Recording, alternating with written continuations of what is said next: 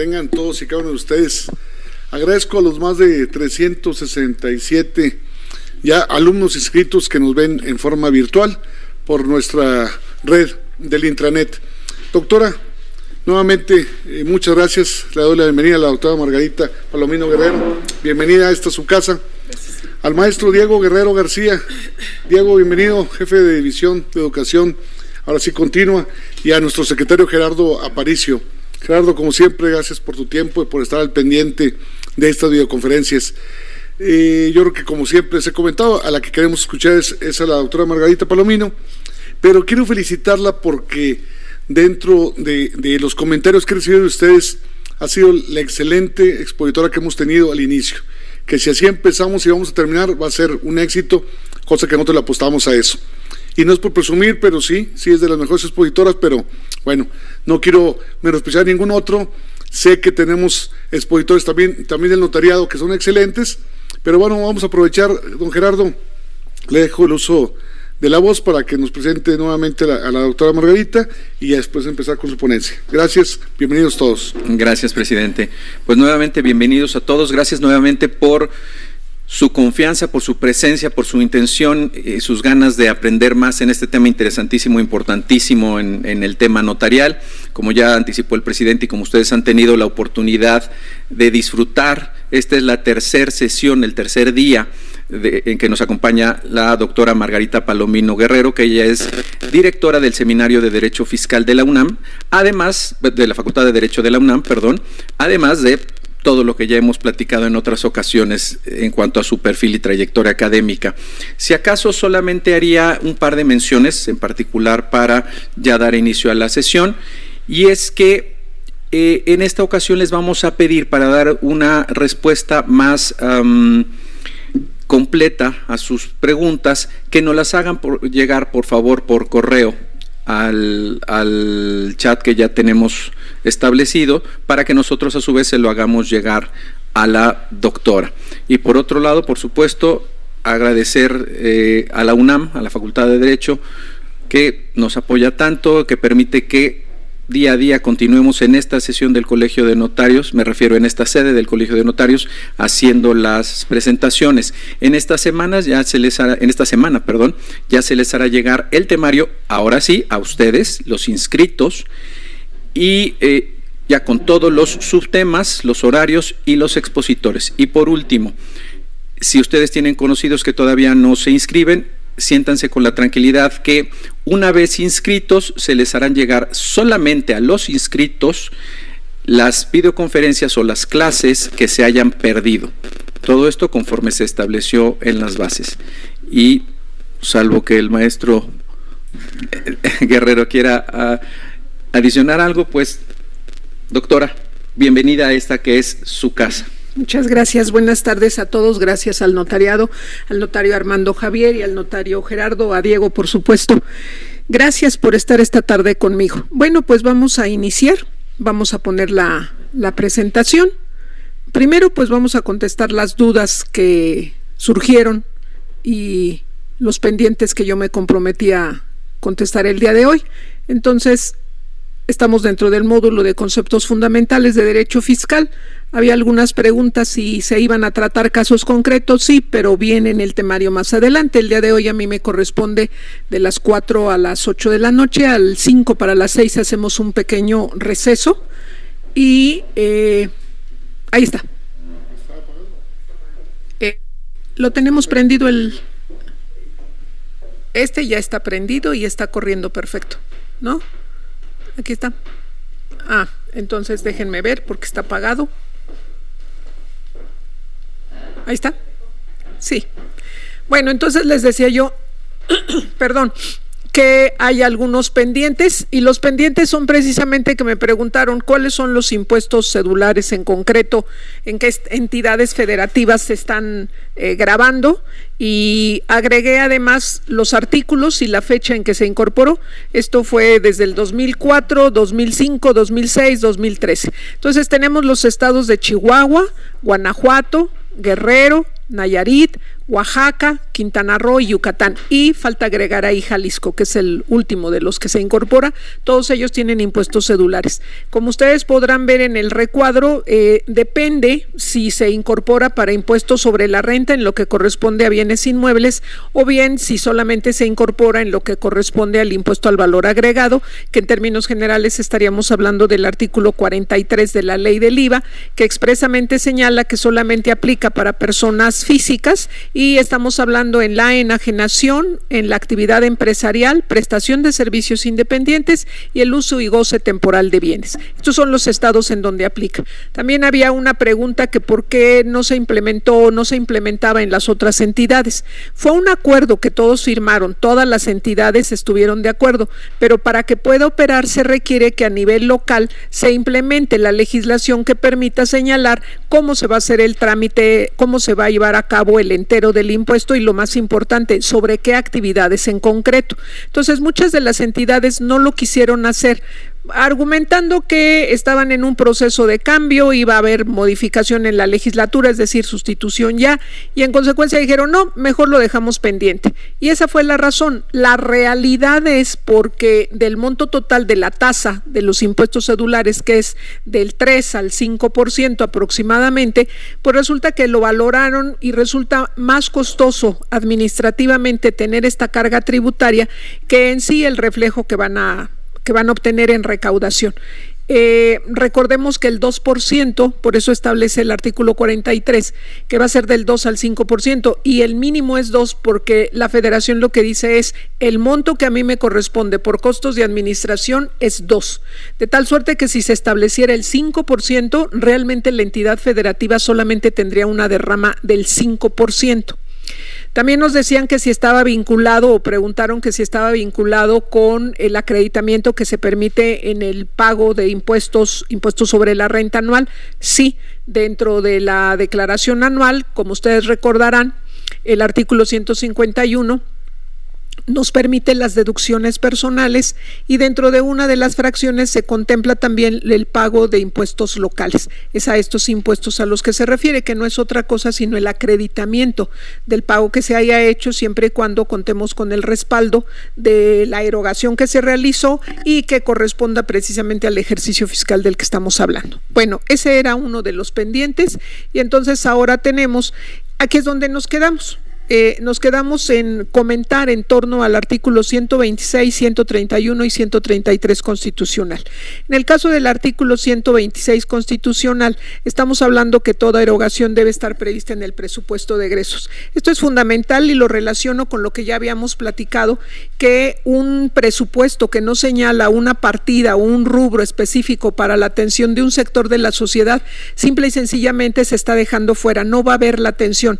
¿Y por qué? Porque si no hay recursos públicos que se asignen para dar atención y seguimiento, pues ¿cómo pretendemos que se puedan atender? Entonces, necesariamente, cualquier atención de cualquiera de los sectores para que realmente sea efectivo, se necesita reflejar en el contenido del presupuesto, que en este momento, pues para nosotros en México es un lapso de tiempo importante, porque como sabemos, el 8 de septiembre es la fecha límite para que se presente todo lo que va a ser la ley de ingresos y el presupuesto de egresos. Dos de los instrumentos jurídicos más importantes, la ley de ingresos, lo que se pretende recaudar en todo el año, sobre qué carga tributaria, y el presupuesto de egresos, a dónde se va a destinar, que debe de tener además una vinculación con lo que es el Plan Nacional de Desarrollo, entendido de acuerdo a lo que establece la ley de planeación, el transformar la realidad social, pero en función de los principios constitucionales, es decir, del artículo 1 al artículo 29, y de la congruencia que tenga, pues será el impacto que se va a tener en la sociedad y la eficiencia que vamos a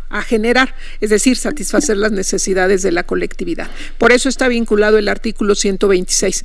En torno al artículo 131 constitucional es muy importante, porque precisamente se habla que el artículo 131 es la excepción al principio de legalidad.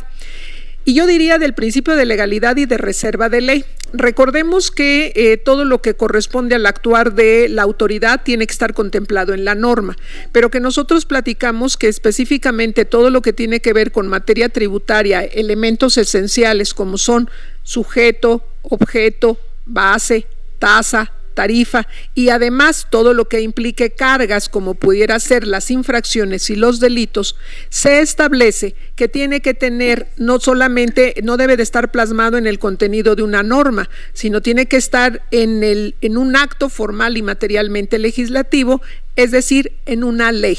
Cuando una norma tiene el rango de ley, como todos sabemos, pasó por el proceso legislativo. Técnicamente quiere decir que se está cumpliendo con el principio de reserva de ley. Esto es muy importante para nosotros porque hay un ordenamiento en particular a nivel constitucional que no lo establece, que es el artículo 72, inciso H. Ya comentábamos que este ordenamiento nos señala que todo lo que tenga que ver con contribuciones, impuestos. Algunos dicen es repetitivo. No, es que es tan importante, es el efecto trascendente para la sociedad que la Constitución expresamente, o en ese momento el legislador señaló, las contribuciones y los impuestos. Ya sé que hablar de contribuciones implica necesariamente hablar de la especie, de las 4 contribuciones: derechos, contribuciones de mejoras, aportaciones de seguridad social e impuestos. Sin embargo, por la importancia que refleja, lo plantea así: contribuciones, impuestos, empréstitos y reclutamiento de tropa. La Cámara de Origen siempre tendrá que ser la Cámara de Diputados. Vamos a ver más adelante que esta es la razón por la cual los tratados internacionales no nos pueden establecer mayores cargas, y que cuando se habla de que es que ya se modificó la Constitución y a partir del artículo 1 constitucional los tratados están al mismo nivel que la Constitución, ahí hay reservas, hay que hacer una reflexión sobre cómo ha sido el proceso evolutivo de la interpretación de este ordenamiento, pero no hay tal. Es siempre en materia de impuestos, la Cámara de Origen tiene que ser la Cámara de Diputados, y bajo ninguna circunstancia se puede invocar un tratado para que se me imponga una carga en materia tributaria. Y más adelante lo vamos a platicar.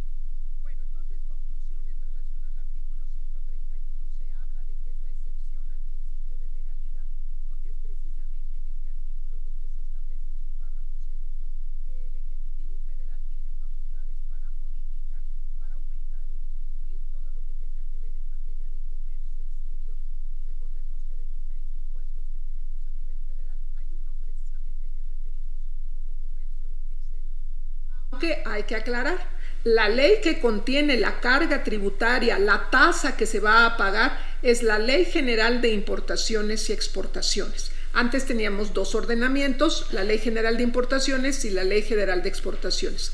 En el periodo de Fox lo que nos establece es que perdón, es que el micrófono estaba apagado. Bueno, seguramente yo lo apagué.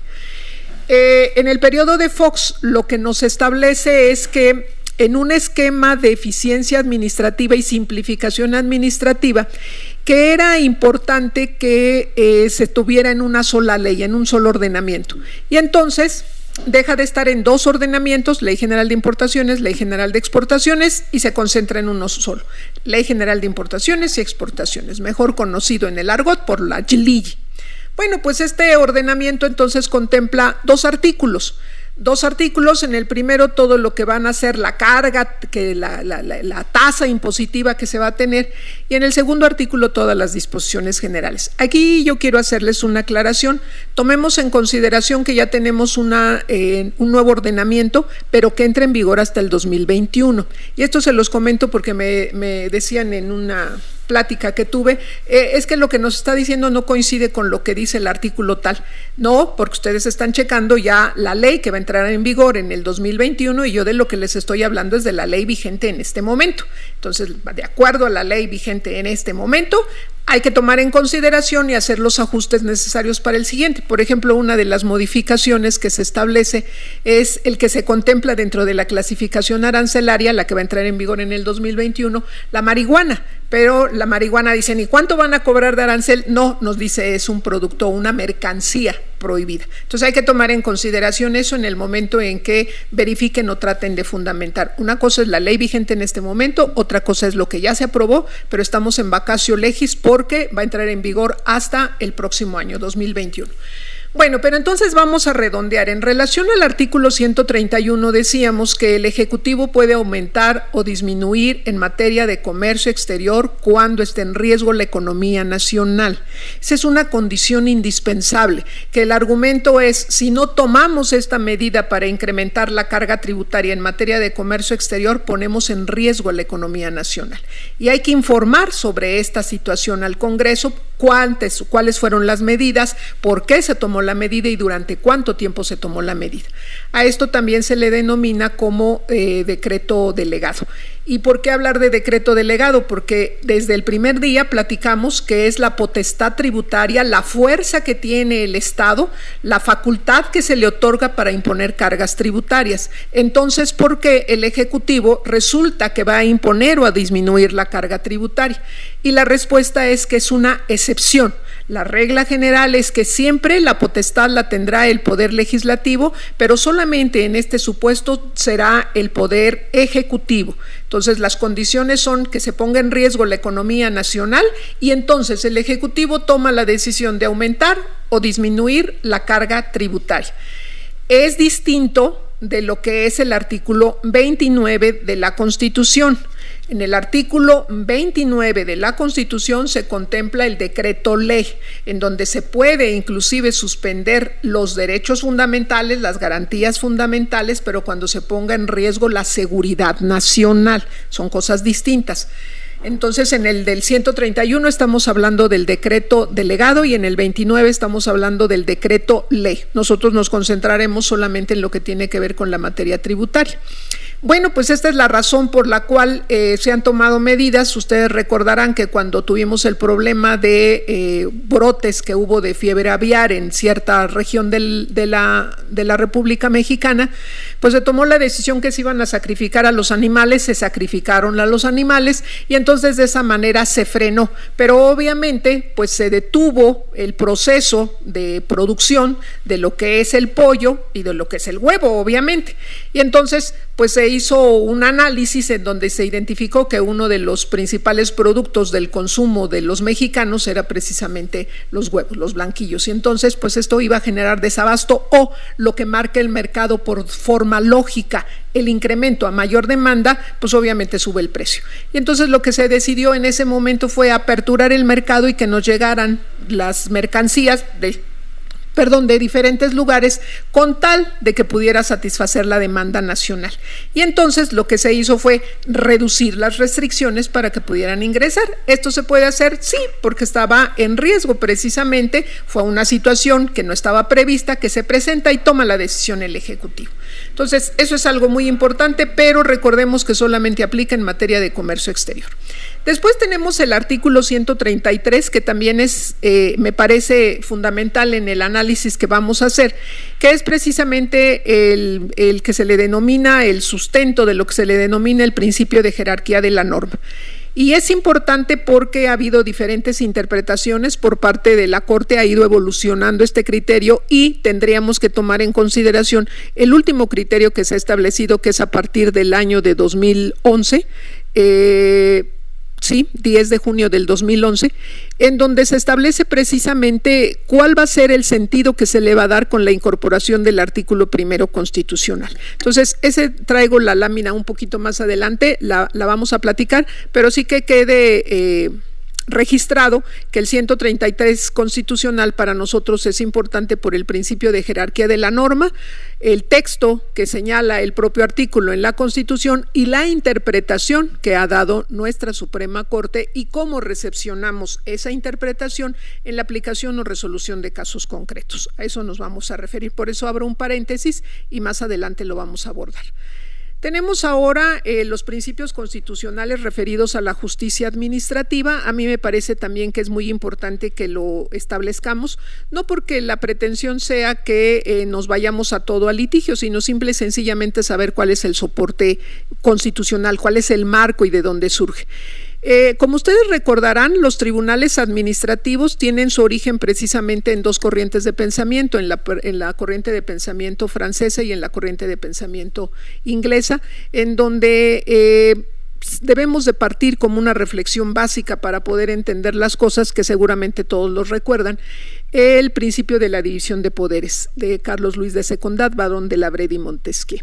Montesquieu señalaba que la única forma en que podían establecerse equilibrios entre el poder era mantener precisamente el cuidado entre los tres, poder legislativo, ejecutivo y judicial, y que de esta forma no podía nadie bajar de ese pedestal en donde se encontraban para que cada uno se pudiera cuidar y frenar los actos que se realizaran. Frenar a partir del principio de legalidad, por supuesto, es decir, tú solamente puedes hacer lo que la ley te dice y como la ley te lo dice. Pero la pregunta que surge en ese momento es, ¿y quién va a resolver los conflictos que se van a presentar entre la autoridad y los gobernados? La corriente inglesa dice, bueno, pues obviamente el Poder Judicial, para eso está, que lo resuelva. Nada más que aquí lo que se nos señala es, bueno, y si tú pretendes que lo resuelva el Poder Judicial, eso implicaría romper con el principio de la división de poderes, porque pediríamos que el Poder Ejecutivo bajara de ese pedestal que tiene para someterse al Poder Judicial. Y entonces el planteamiento es, no lo vamos a hacer. Sin embargo, en esta corriente lo aceptan y dicen que se resuelvan así los conflictos. Sin embargo, hay otra corriente que es precisamente la corriente francesa, en donde dice, no, tenemos que estar los tres al mismo nivel y que sea una instancia la que resuelva todos estos conflictos, y es precisamente con Teodosio Lares que se establece que sea a través precisamente de una instancia del Poder Ejecutivo que pueda resolverlos. Va a ser independiente, pero que sin embargo inclusive presupuestalmente se desprenden de ahí los recursos. Entonces siempre fue cuestionado porque lo que se argumentó es no tiene fundamento constitucional. Entonces estos tribunales, los llamados tribunales administrativos, entre otros por supuesto lo que se denominó en su origen Tribunal Fiscal, después Tribunal Federal de Justicia Fiscal y Administrativa y hoy Tribunal Federal de Justicia Administrativa, pues encuentran su sustento precisamente posteriormente ya en la Constitución, pero en un inicio no lo tenían, y uno de los principales críticos que señalaba que esto resultaba violatorio de la Constitución fue precisamente Vallarta. Este problema se resuelve hasta que se incorporan a la Constitución dos ordenamientos donde van a dar sustento, y entonces podemos decir en este momento que el fundamento de los tribunales administrativos se constituye a través de dos ordenamientos, que es el artículo 73, fracción 29, inciso H, y el artículo 104, fracción tercera. El 104 hubo una modificación, antes se contemplaba en el artículo 104, fracción 1B. Es el antecedente, y hoy en día la disposición vigente es el artículo 104, fracción tercera. 1, el reconocimiento de que existen los tribunales administrativos, y 2, que los tribunales de lo contencioso administrativo van a poder ser revisadas sus resoluciones a través de otra instancia, que en este caso estaríamos hablando de los colegiados. Entonces con esto se resuelve el problema a nivel constitucional, si se tenía fundamento o no, y finalmente pues con esto se resuelve el problema. Entonces por supuesto tienen fundamento constitucional y han venido a resolver muchos de los conflictos que se presentan fundamentalmente entre los actos y resoluciones de la autoridad y los gobernados. Y aquí es muy importante que recordemos que cuando nosotros estamos hablando de los tribunales administrativos a nivel federal, del Tribunal Federal de Justicia Administrativa, y a nivel local de los Tribunales de Justicia Administrativa, que reciben este nombre a raíz de la reforma constitucional del nuevo Sistema Nacional Anticorrupción. Antes algunas entidades no contaban con tribunales administrativos y era muy triste y era muy difícil para quienes tenían que llevar a cabo la representación y defensa de los particulares, porque o se resolvía a través del juzgado de distrito o se resolvía a través de un tribunal que llevaba asuntos de carácter civil y además de carácter administrativo. Y esto era sumamente complejo porque imagínense la estructura, el razonamiento de un civilista y la estructura y razonamiento de un administrativista son totalmente diferentes. Entonces se canalizaban y era la misma instancia la que lo resolvía, por eso pues generaba muchos problemas. Hasta antes de esta reforma había todavía 9 entidades federativas que no contaban con un tribunal de lo contencioso administrativo. Dentro de esta reforma, que como todos sabemos lo que va a generar es que se resuelvan todos los conflictos que se presenten por actos actos de corrupción, ya sea de los servidores públicos o de particulares, y entonces era necesario crear una infraestructura, y esa infraestructura es contar con los tribunales. Y uno de los grandes aportes, en mi opinión, que ha generado esta reforma, independientemente de la transparencia y el acceso a la información y evitar y frenar todos los actos de corrupción, es precisamente que todas las entidades federativas cuenten en este momento con un tribunal de justicia administrativa. Por otra parte, una vez que ya tenemos el soporte constitucional de todos estos tribunales, pues obviamente a nivel federal vamos a tener que la resolución de los problemas que se presenten entre actos de autoridad y los gobernados, actos o resoluciones, tendrán que dirimirse en esta instancia, y a nivel local, todo lo que son impuestos locales, derechos, cualquier contribución, tendrá que hacerse de igual forma. Nada más con dos aclaraciones. Cuando nosotros estamos hablando del Tribunal de Justicia Administrativa, estamos hablando de que el tribunal va a conocer no solamente de asuntos en materia fiscal, sino conoce de todos los asuntos que se emitan por autoridad federal. Esto estoy hablando, y voy a poner un caso muy concreto que seguramente pues en el notariado se enfrenta.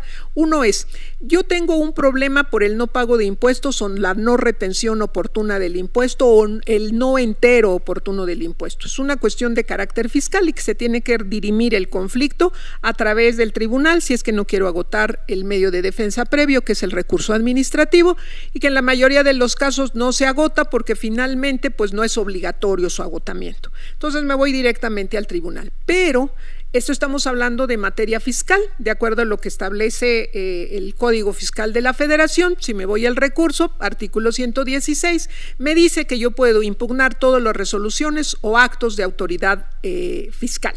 Pero es importante otra cosa. El tribunal también conoce de la impugnación por los actos de carácter administrativo, es decir, de la relación que se establezca entre la autoridad y el gobernado, pero en materia administrativa. Y esto es muy importante que lo tengamos presente, porque cuando hablamos de materia fiscal, la disposición que es aplicable es precisamente el Código Fiscal de la Federación, para identificar las formalidades a través de las cuales o de la cual la autoridad tiene que actuar. Específicamente el artículo 38 de Código Fiscal me dice que tiene que tener una fecha de emisión, que tiene que estar fundado, motivado, tiene que señalar expresamente a quién va dirigido el acto o la resolución, tiene que ir firmado de manera autógrafa y todas las demás formalidades que se contemplan en el artículo 38. Y es correcto, si me hacen a mí una revisión, una auditoría, pues obviamente el ordenamiento que es aplicable es el Código Fiscal de la Federación. Pero cuando me hacen una revisión en materia administrativa, obviamente no es aplicable el Código Fiscal. Estamos hablando que la ley que es aplicable al caso concreto, pues es la Ley Federal del Procedimiento Administrativo. Y que ahí no tenemos problema, porque el propio artículo 3 nos dice, el artículo 3 de este ordenamiento, nos señala expresamente cuando se consideran que los actos son legales o cuando hay ilegalidad. Y algo muy importante dentro de este ordenamiento es que nos dice el artículo 6 cuando los actos son nulos o anulables. Y nos señala expresamente en estos casos, entonces van de la mano el artículo 3 y el artículo 6. Entonces, esto es muy importante porque cuando nos practican una auditoría para el cumplimiento de obligaciones en materia administrativa, como es el reporte o los registros que se tienen que hacer con fundamento o en el marco de la ley antilavado, pues obviamente no podemos invocar ni criterios, ni tampoco podemos invocar lo que dice el Código Fiscal de la Federación, porque el código lo que estás regulando y en el marco de donde lo vamos a aplicar es en materia fiscal, y cuando hacemos una revisión para el cumplimiento de obligaciones por el reporte de operaciones que se consideran de acuerdo al artículo 17 de la propia ley, pues entonces estamos hablando de la ley del procedimiento administrativo. Y se los comento porque a mí me ha tocado ver en donde el litigante argumenta que hubo violaciones en la visita cuando llegaron a tal lugar para ver el cumplimiento de los reportes de operaciones vulnerables, pero resulta que invocan Código Fiscal. Nada tiene que ver. Esto parecería obvio, pero sin embargo a veces se cometen estos errores, y pues evidentemente que el efecto que se va a tener es pues que no está fundado de manera adecuada. Pero cuando nosotros llegamos al Tribunal Federal de Justicia Administrativa, pues entonces ya la ley que nos es aplicable, como todos sabemos, es la Ley Federal del Procedimiento Contencioso administrativo.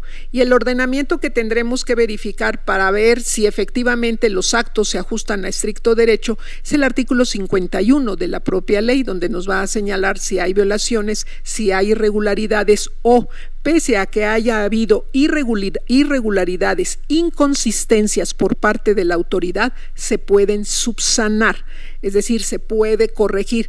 El argumento es que se den dos criterios y recientemente, me parece que antier, emitieron o se publicaron ya los criterios de la Suprema Corte en torno precisamente a esto. Cuando se resuelve que un acto no es conforme a derecho, cuando se resuelve que no se ajusta estrictamente qué criterios o qué principios deben de integrarse, yo diría que requisitos, y los requisitos que nos señala son precisamente que el acto que se haya realizado, el efecto no trascienda a la esfera del gobernado y en consecuencia, como no trasciende a la esfera del gobernado o al acto de autoridad, no es violatorio ni de ninguno de los principios constitucionales, porque lo que se argumentaba o lo que se argumenta por parte del justiciable, en este caso que ya se resolvió, fue precisamente que había violaciones.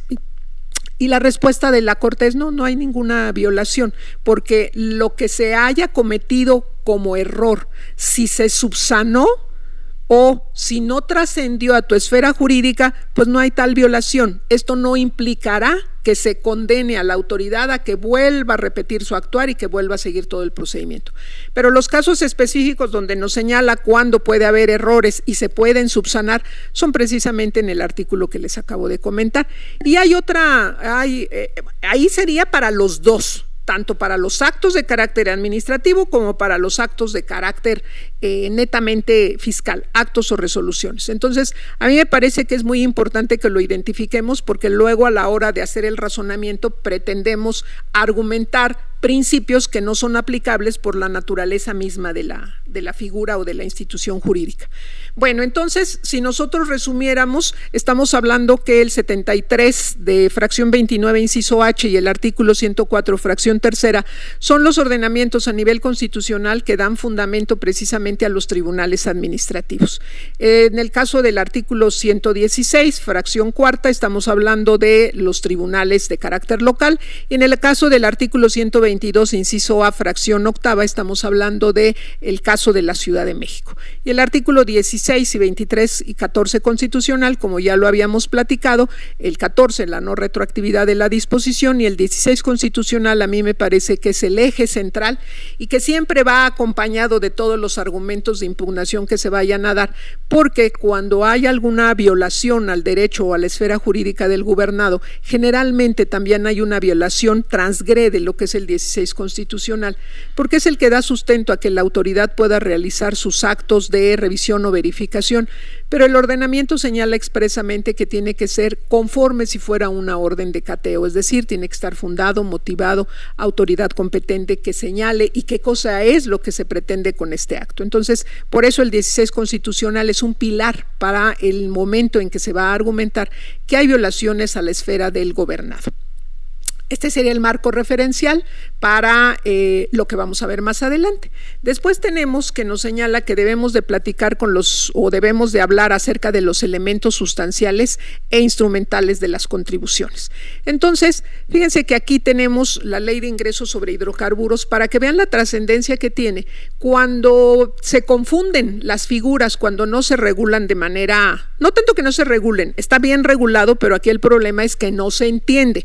Y luego se dan algunas declaraciones pues que no son congruentes con nuestra realidad jurídica y que generan confusión en la población. Por eso yo creo que es importante precisarlo. Se critica mucho que dentro del marco de la pandemia únicamente se dio un estímulo y en algunos diarios se señaló por algunas personas, que es muy respetable su postura, pero sin embargo yo creo que carece de sustento, en donde se dijo que a los únicos que se les había beneficiado, a los empresarios que se les había beneficiado, era a las grandes multinacionales que se dedicaban o que tenían inversión en materia de hidrocarburos, y esto no es cierto. Por esto, si hay un decreto que se emite precisamente en plena pandemia en el mes de abril, pero este decreto de un estímulo fiscal, Como todos sabemos, un estímulo fiscal es un beneficio que otorga el Estado para minorar la carga tributaria porque a él le conviene que hagamos eso. No me puede ordenar que yo lo haga porque no lo dice la ley, pero a cambio de que tú hagas lo que a mí me interesa, Estado, te aminoro la carga tributaria. Entonces, del monto del impuesto, generalmente impuesto sobre la renta, del monto del impuesto sobre la renta que tienes a pagar, te lo voy a aminorar con este estímulo y me da el beneficio del estímulo fiscal. Entonces, eso fue lo que hizo, otorgar un estímulo fiscal. El estímulo fiscal encuentra sustento en el título 7 de la Ley del Impuesto sobre la Renta, donde se contempla todo lo que son estímulos, o bien lo puede hacer también el Ejecutivo con fundamento en el artículo 39 de Código Fiscal de la Federación. Bueno, pues en este marco, el titular del Ejecutivo decide que es prudente otorgar ese beneficio. Pero fíjense que nos dice el artículo 39 de la Ley de Ingresos sobre Hidrocarburos, la LIH, que habla y regula precisamente todo lo relacionado con el impuesto a la exploración y extracción de hidrocarburos. Y nos dice que los asignatarios pagarán anualmente el derecho por la utilidad compartida, aplicando una tasa del 50% a la diferencia que resulte de disminuir del valor de los hidrocarburos extraídos durante el ejercicio fiscal de que se trate. Está hablando de asignatarios. Entonces, cuando nosotros hablamos de asignatarios, estamos refiriéndonos que precisamente el recurso del hidrocarburo que está en el subsuelo es de la nación y que se le va a otorgar para que estas empresas lo puedan llevar a cabo su extracción, su exploración. Y entonces esta forma de que el Estado le otorga, la nación a través del Estado le otorga a esa empresa es la figura de la asignación, porque como todos sabemos no opera la concesión. La asignación no es una figura que surja con toda la reforma en materia de hidrocarburos. La asignación ya existía. Y uno de los ejemplos claros donde opera esta figura es en el caso de la Comisión Nacional del Agua en materia del recurso hídrico, donde se da la asignación. Entonces, esta figura ya existía. Bueno, esta asignación se le da a Pemex, a esta empresa productiva del Estado. La forma en que esto que es del Estado o de la nación se le otorga a una empresa es a través de la figura de la asignación. Y la ley establece claramente en su artículo 39, como lo estamos leyendo, que los asignatarios, entonces cuando se dice es que las grandes multinacionales les dieron un beneficio a través de un estímulo fiscal, eso no es cierto. El estímulo se le dio a las asignatarias, en este caso concreto a Pemex. Y el beneficio consistió en que se redujera de ese monto, de ese porcentaje que se tiene que pagar, que se disminuyera. Sí, sí es cierto, fue un estímulo, pero no es a las grandes multinacionales. Eso no es así, es a la asignataria. Y si a mí me preguntan en concreto a quién, a Pemex. Nombre y apellido es Pemex. Entonces, ¿por qué comento esto? Porque si nosotros no identificamos a quién va dirigido la regulación o el ordenamiento, estamos aplicando mal la misma disposición. Y fíjense que aquí lo tenemos que centrar siempre en lo que corresponde a la relación jurídico-tributaria. Cuando nosotros cursamos en la Facultad de Derecho, y muchos de los que me están haciendo el favor de acompañar esta tarde, pues son abogados. Entonces, cuando nosotros tomábamos nuestras clases de fiscal, nos insistían mucho en que la relación jurídico-tributaria era o es esencial, y efectivamente lo es, y hoy lo podemos identificar en el razonamiento que nos va a poder determinar si hay inconstitucionalidad de la contribución o si es que estamos encuadrando en el supuesto normativo. ¿Y esto por qué? Recordemos que la relación jurídico-tributaria se integra por dos elementos fundamentales. Por un lado, el hecho generador, que es la acción que realiza el gobernado, que a partir de que entro en ese supuesto normativo paso a ser el contribuyente. Entonces, ese sujeto con su acción, tenemos ya el hecho generador.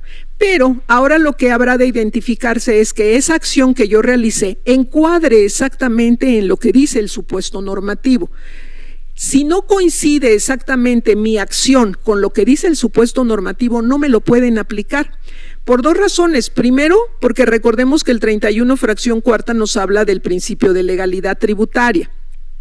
Y, por otra parte, recordemos también que el artículo 5 del Código Fiscal de la Federación establece que tiene que ser de estricta aplicación todo lo que tenga que ver con elementos esenciales y cargas a los contribuyentes, entendidas las cargas por las infracciones y los delitos. Entonces, no puede llevarse a cabo la interpretación, bueno, como que más o menos se encuadra y pues yo le interpreto. Eso no puede hacerse. Tiene que ser bajo el principio de estricta aplicación. Entonces, en ese sentido, cuando no encuadra lo que yo hice con lo que dice el supuesto normativo, el acto resulta violatorio porque es ilegal, porque no encuadra en el supuesto, no se da la relación jurídico-tributaria. Y para nosotros es esencial identificar cuándo se da esa vinculación, cuándo coinciden exactamente, porque en ese momento es cuando nace la obligación tributaria. Aunque no le digamos a nadie, aunque lo hagamos en secreto, ya nació. Cosa distinta de su exigibilidad. Nace cuando el acto que realizo encuadra en el supuesto normativo. A partir de ese momento tenemos que identificar que nuestra legislación establece que nosotros como gobernados debemos de dar cumplimiento a la obligación a partir de un esquema de autodeterminación. Yo solita calculo mi impuesto, yo solita hago todo en función de lo que dice el ordenamiento.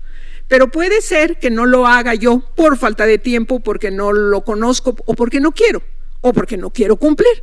Y entonces, en ese caso, la autoridad tiene la obligación de verificar, de vigilar que efectivamente estemos haciendo bien las cosas. Primero, por una sana vigilancia y segundo, pues para enseñar a los contribuyentes cómo se tiene que dar cumplimiento a esta obligación. En ese momento estamos en presencia de la determinación, es decir, verifica y derivado de eso la autoridad tiene posibilidades de decir, esta es tu obligación que se cuantifica en tanto. O en el tercer supuesto, que es cuando la autoridad en el momento en que hizo la revisión, pues se identifica que no hemos cumplido con nuestras obligaciones, como por ejemplo no llevar contabilidad, no hacer los registros como se debe, alguna irregularidad o incluso cuando yo me opongo a las facultades de fiscalización de la autoridad, lo que puede hacer la autoridad es decir, no voy a discutir contigo, contribuyente, si tú no quieres que te verifique, si tú me limitas que ejerza yo mis facultades de revisión, pues yo me retiro, no hay ningún problema, integro una acta y me voy, nada más que entonces ahora la determinación va a ser presunta o presuntiva. Esto quiere decir, como todos sabemos, que ya no va a ser en función de los documentos que me presentes, sino va a ser en función de una estimación que yo haga por los movimientos contables. No llevo nada en bancos, bueno, pues tus registros que tienes en contabilidad, no llevo contabilidad. Bueno, por los movimientos que yo pueda identificar, nada llevo a través del sistema financiero. Todo lo hago en efectivo porque mi intención era de no dejar rastro. Y entonces dice el ordenamiento, bueno, pues entonces será por tu modo de vida, cuánto gastas, en dónde vives, en dónde vacacionas, y esto me va a poder determinar cuál es el ingreso que debes de tener. Ahí fue muy cuestionado el que, bueno, se determinaba cuál es el ingreso, pero la pregunta es, ¿cómo vamos a saber cuál es la base para calcularle el impuesto? Porque una cosa es lo que tenga de ingresos, pero no puedes cobrarle los impuestos sobre ingreso bruto, porque va a alegar que es desproporcional, le cobra sobre el monto total de lo que tiene. Y ya antes se contemplaba en la ley del impuesto sobre la renta el ordenamiento que nos decía precisamente la determinación presuntiva y nos decía los porcentajes que se iban a aplicar. Sin embargo, esto se reforma la ley y se sustrae de la ley del impuesto sobre la renta este ordenamiento, este artículo, y se plasma en el Código Fiscal de la Federación, es decir, se saca de ISR y se mete a código. Y entonces actualmente el artículo 58 de Código Fiscal de la Federación es el que contempla cómo vamos a identificar esa determinación presuntiva, es decir, tiene tantos ingresos, pero ¿sobre qué base vamos a calcular el impuesto? Ahora aquí la reflexión sería, ¿y por qué lo sacaron de impuestos sobre la renta si ya se tenía contemplado? Pues por una razón muy sencilla. Como ustedes saben, el Código Fiscal de la Federación es el ordenamiento que aplica supletoriamente en todas las demás disposiciones. Cuando estaba en la ley del impuesto sobre la renta no lo podía yo aplicar para las otras cargas tributarias. hoy que está en el Código Fiscal, lo puedo aplicar a los demás ordenamientos. Esa es la razón en estricto sentido por la cual de ISR se pasa a el Código Fiscal de la Federación. Entonces vean lo importante que es ubicarnos en dónde estamos, cuál es el gravamen del que estamos hablando y los efectos que va a tener. Si nosotros queremos aplicar criterios, como ya lo platicábamos, de IVA a renta o de renta a IEPS, pues simple y sencillamente no va a funcionar, pero si podemos aplicar supletoriamente lo que corresponde a Código Fiscal de la Federación, porque el propio ordenamiento no lo permite.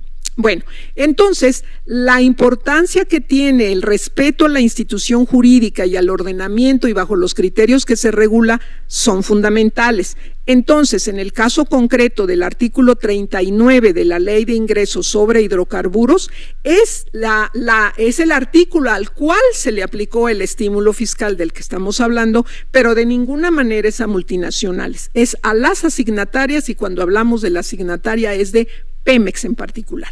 Muy bien, bueno, pues entonces pasamos a la siguiente lámina y fíjense que aquí tenemos el artículo 54 también de la Ley del Impuesto a la Actividad de Exploración y Extracción de Hidrocarburos. Me pareció que era importante que platicáramos sobre esto y a lo mejor algunos dirán, bueno, pero yo qué tengo que ver con esto en materia de el notariado, es un impuesto que se paga, lo sé, a nivel federal, pero a mí no me afecta. Fíjense que sí afecta. Sí afecta, ¿por qué? Porque resulta que nosotros tenemos un contrato, es decir, a través de los contratistas que hacen la vinculación con Pemex, pues es como se va a empezar a operar, ya sea un contrato de licencia, de prestación de servicios que en este momento no lo hay, de utilidad compartida. Bueno, en las 4 formas, o el mixto que se determina también. Pero ahí la pregunta sería, ¿qué implicaciones tiene? Que hay acciones. Y estas acciones nosotros necesitamos saber cuál es el valor, si va a haber una venta, si va a haber una fusión, si va a haber alguna figura que se configure con la presencia del notario. Entonces, por ejemplo, vamos a suponer que es un asesor financiero que quiere establecer cuál es el proyecto o cuál es la proyección que va a tener en rendimientos esta empresa con el monto de acciones que se presentan en este momento. Entonces, yo debo de tomar en consideración la carga tributaria, porque la carga tributaria es fundamental, tiene que cumplir con esa obligación y aunque sea poco o mucho, pero incide directamente en la operación y en el cumplimiento de obligaciones. Entonces, sí es importante que conozcamos la generalidad de los impuestos y que sí puede tener un efecto positivo o negativo si es que no los estamos considerando. Y en el caso concreto del artículo 54 dice que están obligados al pago del impuesto a la actividad de exploración y extracción de hidrocarburos los contratistas y asignatarios. En todos los demás impuestos normalmente lo que hacemos es ¿quiénes son los obligados? Personas físicas y personas morales. No, aquí son los contratistas y los asignatarios. Los asignatarios estamos hablando, por ejemplo, de Pemex, y en el contratista son aquellas empresas que llegan, se incorporan y van a hacer una vinculación con Pemex para poder operar. Aquí es importante también algo porque la ley de hidrocarburos no lo teníamos antes nosotros regulado, es una figura que no aparece en nuestra legislación, pero que sin embargo a partir de del nuevo ordenamiento se incorpora, que son precisamente la figura de la forma societaria que no se tenía plasmado antes y que es precisamente el que puedan participar a través, se me escapa ahorita el nombre, pero se los voy a decir, de las empresas que son filiales, las filiales. Bueno, son 2 cosas. Primero, la filial. En el caso de la filial, en un concepto administrativo, o bueno, no administrativo, en un concepto de carácter de administración, estamos hablando que la filial es aquella empresa que por lo menos tiene el 20% accionario, es decir, tiene participación en la toma de decisiones, no de manera mayoritaria, pero tiene participación. En el caso de la ley en materia de hidrocarburos establece que para que pueda ser una filial tiene que tener al menos el 50% accionario, lo cual implica el control en la toma de decisiones o control de carácter administrativo. El mecanismo evidente, obvio que hay para ejercer un control sobre otra empresa, pues es obviamente el control accionario. Entonces nos establece que puede ser a través precisamente de esta figura que es la filial. Y esto tiene mucha importancia porque tenemos la figura de la filial, tenemos la figura de la subsidiaria y tenemos la figura de las sucursales, por ejemplo. Cuando nosotros estamos hablando de una sucursal, para que vean la trascendencia que tiene, cuando nosotros hablamos de una sucursal, quiere decir que esta figura está sometida a la orden, al mando de una de otra instancia o de otra figura que se llama matriz. La matriz es la que toma las decisiones, la matriz es la que da el hilo conductor y la línea de mando. Y esto es importante para efectos tributarios porque no pueden llegar a hacerle una auditoría, por ejemplo, a una sucursal, cuando es la casa matriz la que cuenta con todos esos lineamientos y esos parámetros para la actuación. Pero, por ejemplo, si estamos en el caso de una filial, pues en el caso de la filial responderé por el monto de participación que yo tengo y a la empresa que deberás de auditar es la que está registrada con el domicilio fiscal. Pero, sin embargo, en el caso de la subsidiaria, recordemos que la subsidiaria tiene como característica que se llama como yo, como empresa A, se llama como yo, pero sin embargo tiene independencia de carácter económico y financiero, es decir, no hay una línea de mando, cada quien. Puede ser, por ejemplo, HSBC México y HSBC Suiza. Entonces se llaman igual, pero sin embargo tienen independencia económica y financiera, no hay vinculación. Esa es la importancia. Como comentábamos, la trascendencia que esto tiene es por qué permites que se llame como tú, si tú tienes un gran prestigio, precisamente por eso, porque yo le comparto, le permito el beneficio del prestigio, pero yo no tengo dinero para tener instalaciones en Suiza. Entonces, con el recurso de ella, de esa empresa, logro presencia en el extranjero. Y si a la otra empresa le preguntan por qué te llamas como HSBC México si cuentas con suficientes recursos, porque cuento con recursos, pero no con prestigio.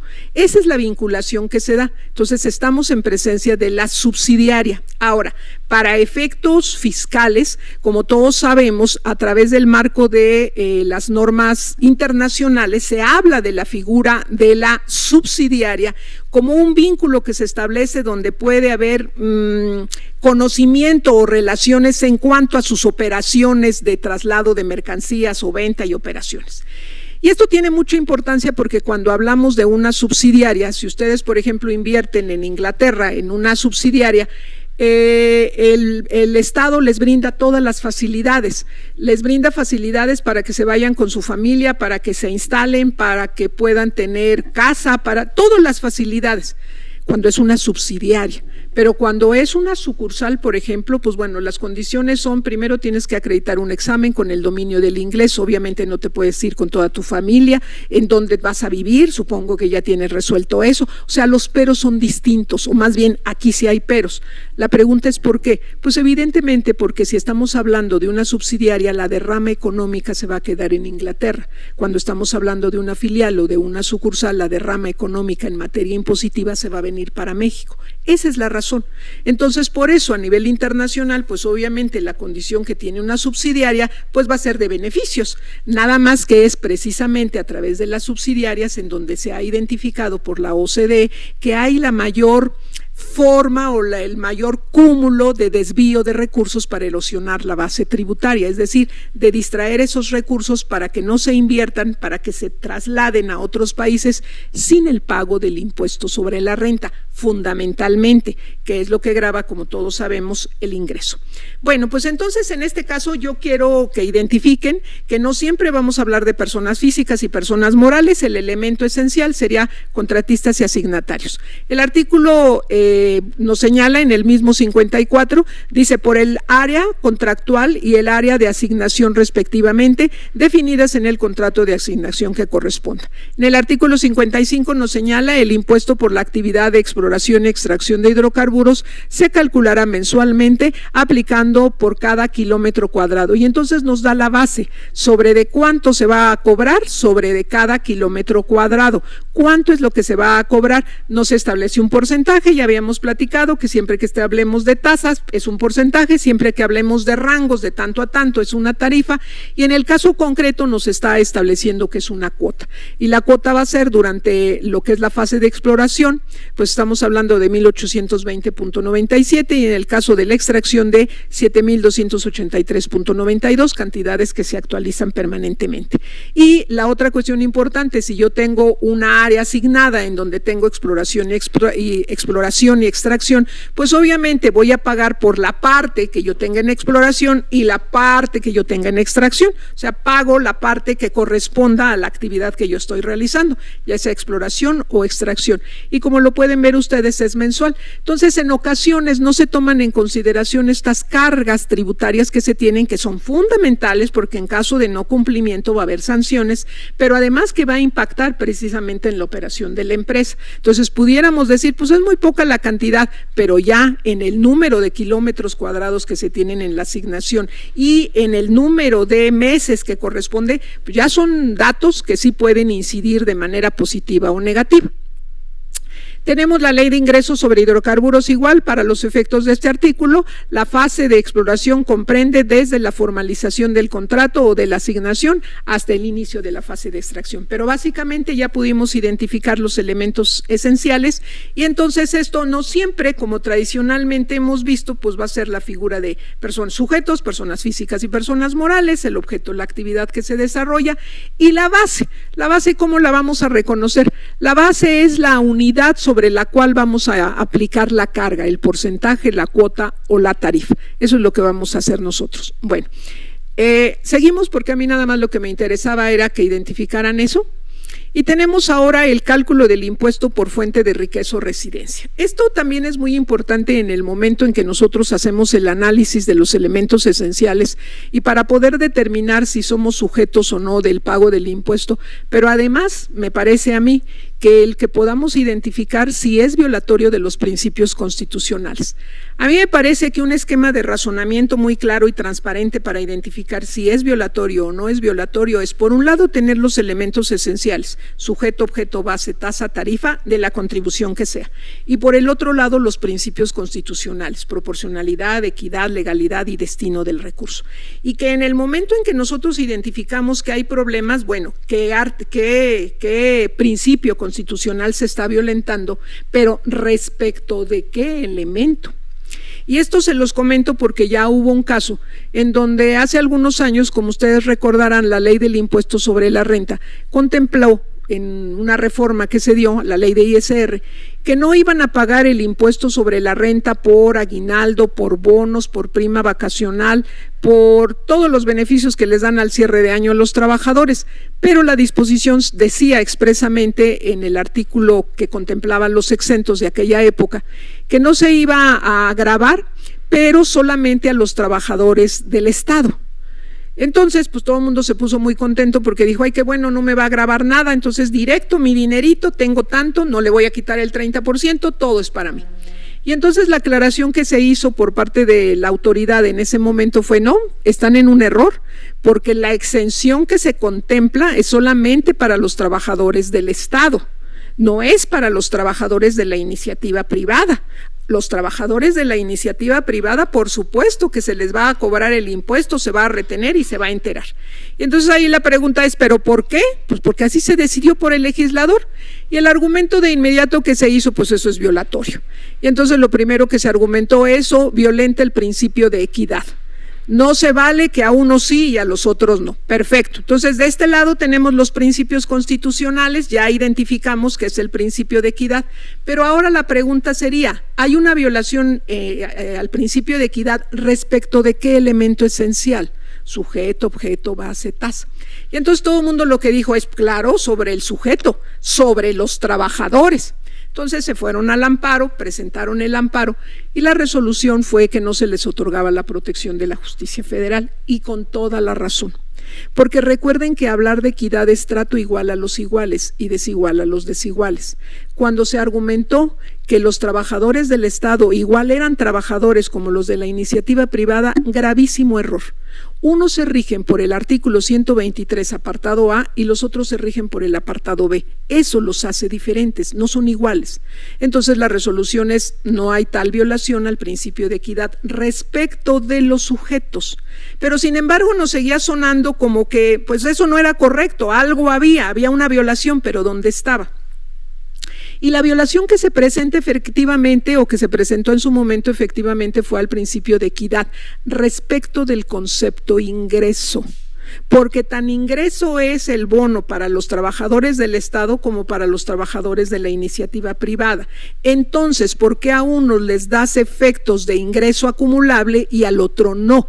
Eso sí es inequitativo. pero entonces se violenta el principio de equidad respecto del objeto del gravamen, que es totalmente diferente. Y faltaba ahí cerrar la pinza. Bueno, se violenta el objeto y ¿a ti en qué te afecta? Gobernado, contribuyente, me afecta en que al modificar esta condición incide directamente en la base. Entonces hay una violación al principio de equidad respecto del objeto que se grava, que incide y me afecta directamente en mi esfera jurídica porque modifica la base. Y al modificar la base tengo que pagar más. Y eso, además, violenta el principio de proporcionalidad. Entonces vean que se tiene que hacer el análisis, pero específicamente viendo cuál es la violación de los elementos esenciales. Por eso resulta fundamental el que nosotros tengamos claro en la contribución cuáles son esos elementos esenciales. Y desafortunadamente en muchos de los actos de autoridad y más de carácter local, de cargas tributarias locales, en donde se argumenta que el gravamen tiene cierta naturaleza y resulta que lo cambian y cuando les determina la Corte que es inconstitucional o el tribunal que es violatorio, pues simple y sencillamente lo que hacen, bueno, pues entonces ya no es un derecho, si no es un impuesto, es un aprovechamiento. Pues así no se puede. Se tiene que respetar la figura de acuerdo a sus características y darle el tratamiento y el efecto. Por eso, cuando nosotros estamos hablando de contribuciones, podemos hablar de violaciones al principio o a los principios constitucionales. Proporcionalidad, equidad, legalidad. Y destino, pero ahí habría una aclaración. Si estamos hablando de derechos, el destino no es el gasto público, sino es el servicio. Si estamos hablando de contribuciones de mejora, será la obra pública. Entonces, de ahí la importancia. Pero regresemos a lo que empezamos. Nosotros dijimos que cuando se da la relación jurídico-tributaria es muy importante porque en ese momento nace. Si la autoridad es la que va y ejerce sus facultades de revisión o de fiscalización, tendrá que haber un segundo momento, y ese segundo momento es que me lo notifique, porque nosotros los gobernados no somos adivinos. Entonces tiene que decirnos qué cosa es lo que identificó, pero tiene que decírnoslos con un antecedente, y el antecedente es, para poder yo decirte que el monto del impuesto que estás calculando está equivocado, debí de haber ejercido mis facultades de revisión o de fiscalización. Eso es esencial. No puede de la noche a la mañana decirme el fisco, y tú me debes de pagar tanto. ¿De dónde? Para eso existe todo un marco normativo de qué es lo que puedes hacer. Pero además no solamente un marco normativo, está el ordenamiento constitucional, que es a lo que se tiene que ceñir. Bueno, hasta aquí entonces recordemos que uno de los puntos más importantes dentro del impuesto sobre la renta es identificar cómo vamos a calcular el impuesto, si es por residencia o es por fuente de riqueza. Una característica que es esencial y que por supuesto ustedes lo saben y que no tienen ningún problema, pero que en muchas de las ocasiones en la actividad empresarial cometen el error. Traen a una persona del extranjero para que desempeñe una actividad, para que dé un concierto o para que dé una asesoría o para que implemente un programa de software, qué sé yo. Y entonces resulta que bueno, pues vamos a cobrarle el impuesto. Y entonces la primera pregunta es, ¿cómo le vamos a calcular el impuesto? Y aquí la determinante sería, bueno, ¿cómo viene esta persona? ¿Tiene residencia? ¿183 días? No. Entonces, si no tiene residencia, pues entonces necesariamente vamos a tener que calcular el impuesto por fuente de riqueza. Y en eso, la ley del impuesto sobre la renta contempla un título específico para fuente de riqueza. Y lo que me interesa aquí dejar claro es que cuando estamos hablando de fuente de riqueza, la responsabilidad que se tiene es por parte del que lo contrata. Si nosotros hemos contratado a una persona para que nos venga a dar una asesoría, para que dé una plática o lo que sea, entonces en nosotros va a recaer, 1, el cálculo del impuesto, 2, la retención, 3, el entero y otorgarle su constancia de retención para que cuando llegue a su país, si es que tenemos tratado con ese país, no le vuelvan a cobrar o le cobren solamente la diferencia. La característica entonces en fuente de riqueza es que se va a gravar siempre en función de este capítulo, normalmente es por una tasa. No tiene derecho a ninguna deducción, ni siquiera al boleto de avión, nada. El entero se hace es decir, el cálculo, la retención y el entero se hizo por quien lo contrató. Y esto es muy importante porque en caso de que no se haga de esta forma, entonces va a ser responsable solidario. Y habría que ver dentro de este título cómo lo vamos a contratar. ¿Cómo que cómo? Sí, porque puede ser que lo contrate por honorarios o puede ser que lo contrate por salarios.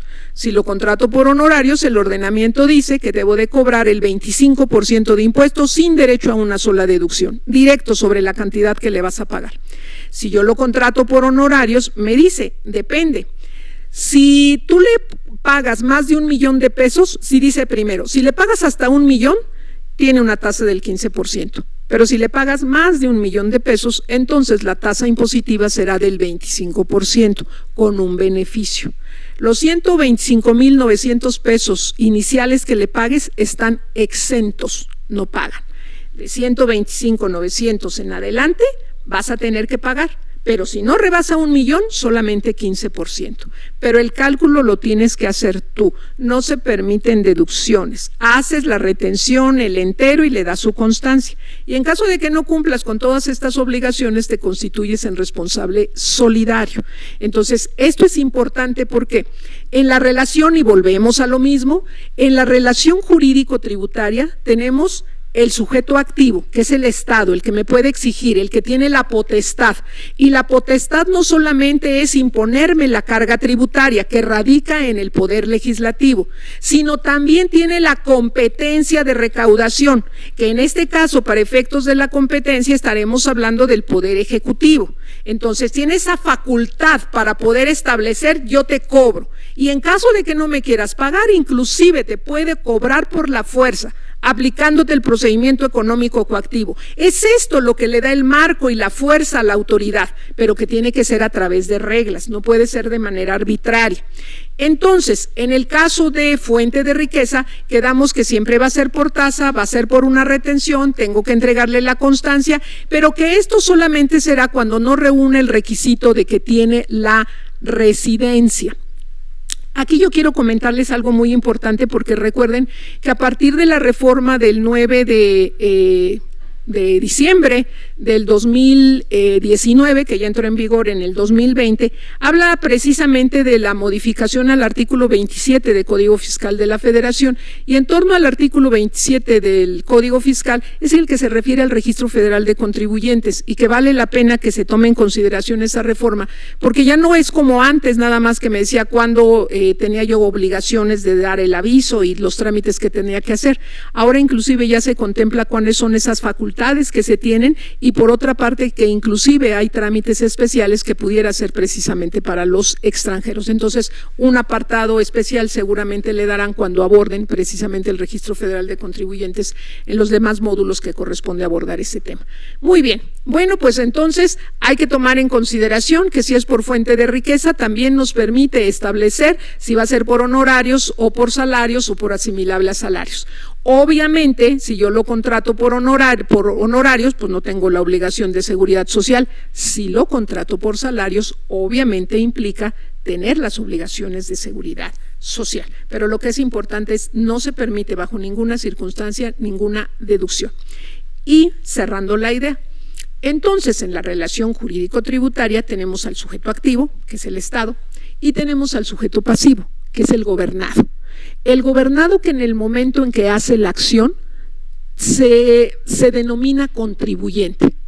¿Quién es el contribuyente entonces? El contribuyente es el sujeto que realiza la acción que está en el supuesto normativo, es el que hace necesariamente. Pero hay otros sujetos dentro de esta relación jurídico-tributaria. Puede haber el sujeto denominado responsable solidario, o puede haber el tercero. El tercero es alguien que no tenía nada que ver y en ese momento iba pasando por ahí. O el responsable solidario, que por disposición expresa del artículo 26 del Código Fiscal de la Federación me dice que en caso de que él no pague, pago yo. Y aquí hay algo muy importante que más adelante lo vamos a volver a retomar en la lámina.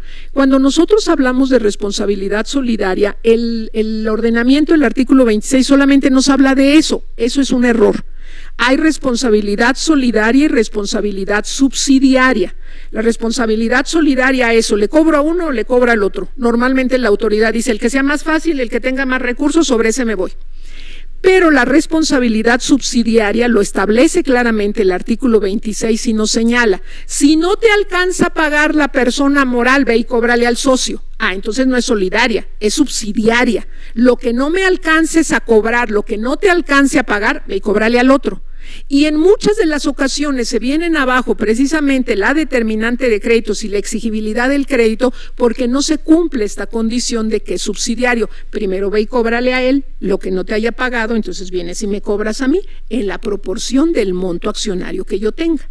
Pero hay ahí algunos detalles que se contemplan dentro de la reforma que ahorita vamos a llegar. Bueno, entonces, conclusión, es muy importante que en la relación jurídico-tributaria identifiquen quién es el sujeto llamado contribuyente, que es el que realizó la acción. ¿Quién es el tercero que le repercute, le afecta, pero no tuvo nada que ver? Y el responsable solidario, que por disposición expresa de la norma dice, si no me paga él, me pagas tú. Y hay otro sujeto, pero solamente se da en los impuestos indirectos, como por ejemplo el IVA y el IEPS. Yo les comenté que en los impuestos indirectos uno es el sujeto que dice la norma que tiene que cumplir, pero sin embargo es otro el que termina pagando. Estos impuestos indirectos son los que se trasladan, se repercuten al consumidor final. Esa es la característica. En el caso del IVA dice, quien enajene, quien preste servicios independientes, quien otorgue el uso o goce temporal, quien importe, está obligado al pago del IVA. Pero resulta que yo que enajené una bolsa o una computadora, dice que yo estoy obligada. Yo estoy obligada a retener y enterar, pero no lo saco de mi bolsa, no lo erogo. El que eroga esa cantidad es el sujeto que fue y compró, el repercutido, el consumidor final. A ese sujeto se le denomina sujeto pasivo material. El contribuyente es el sujeto pasivo formal, es el que recibe el nombre de contribuyente, pero el que desembolsa la cantidad es el sujeto pasivo material. Y esto es muy importante porque para poder identificar en los casos de devolución. A ver, tú dices que te devuelva yo dinero que pagaste de más en el impuesto al valor agregado. Tú eres la empresa que retuviste, pero finalmente tú no eres el que la erogaste esa cantidad, el que erogó fue el consumidor final.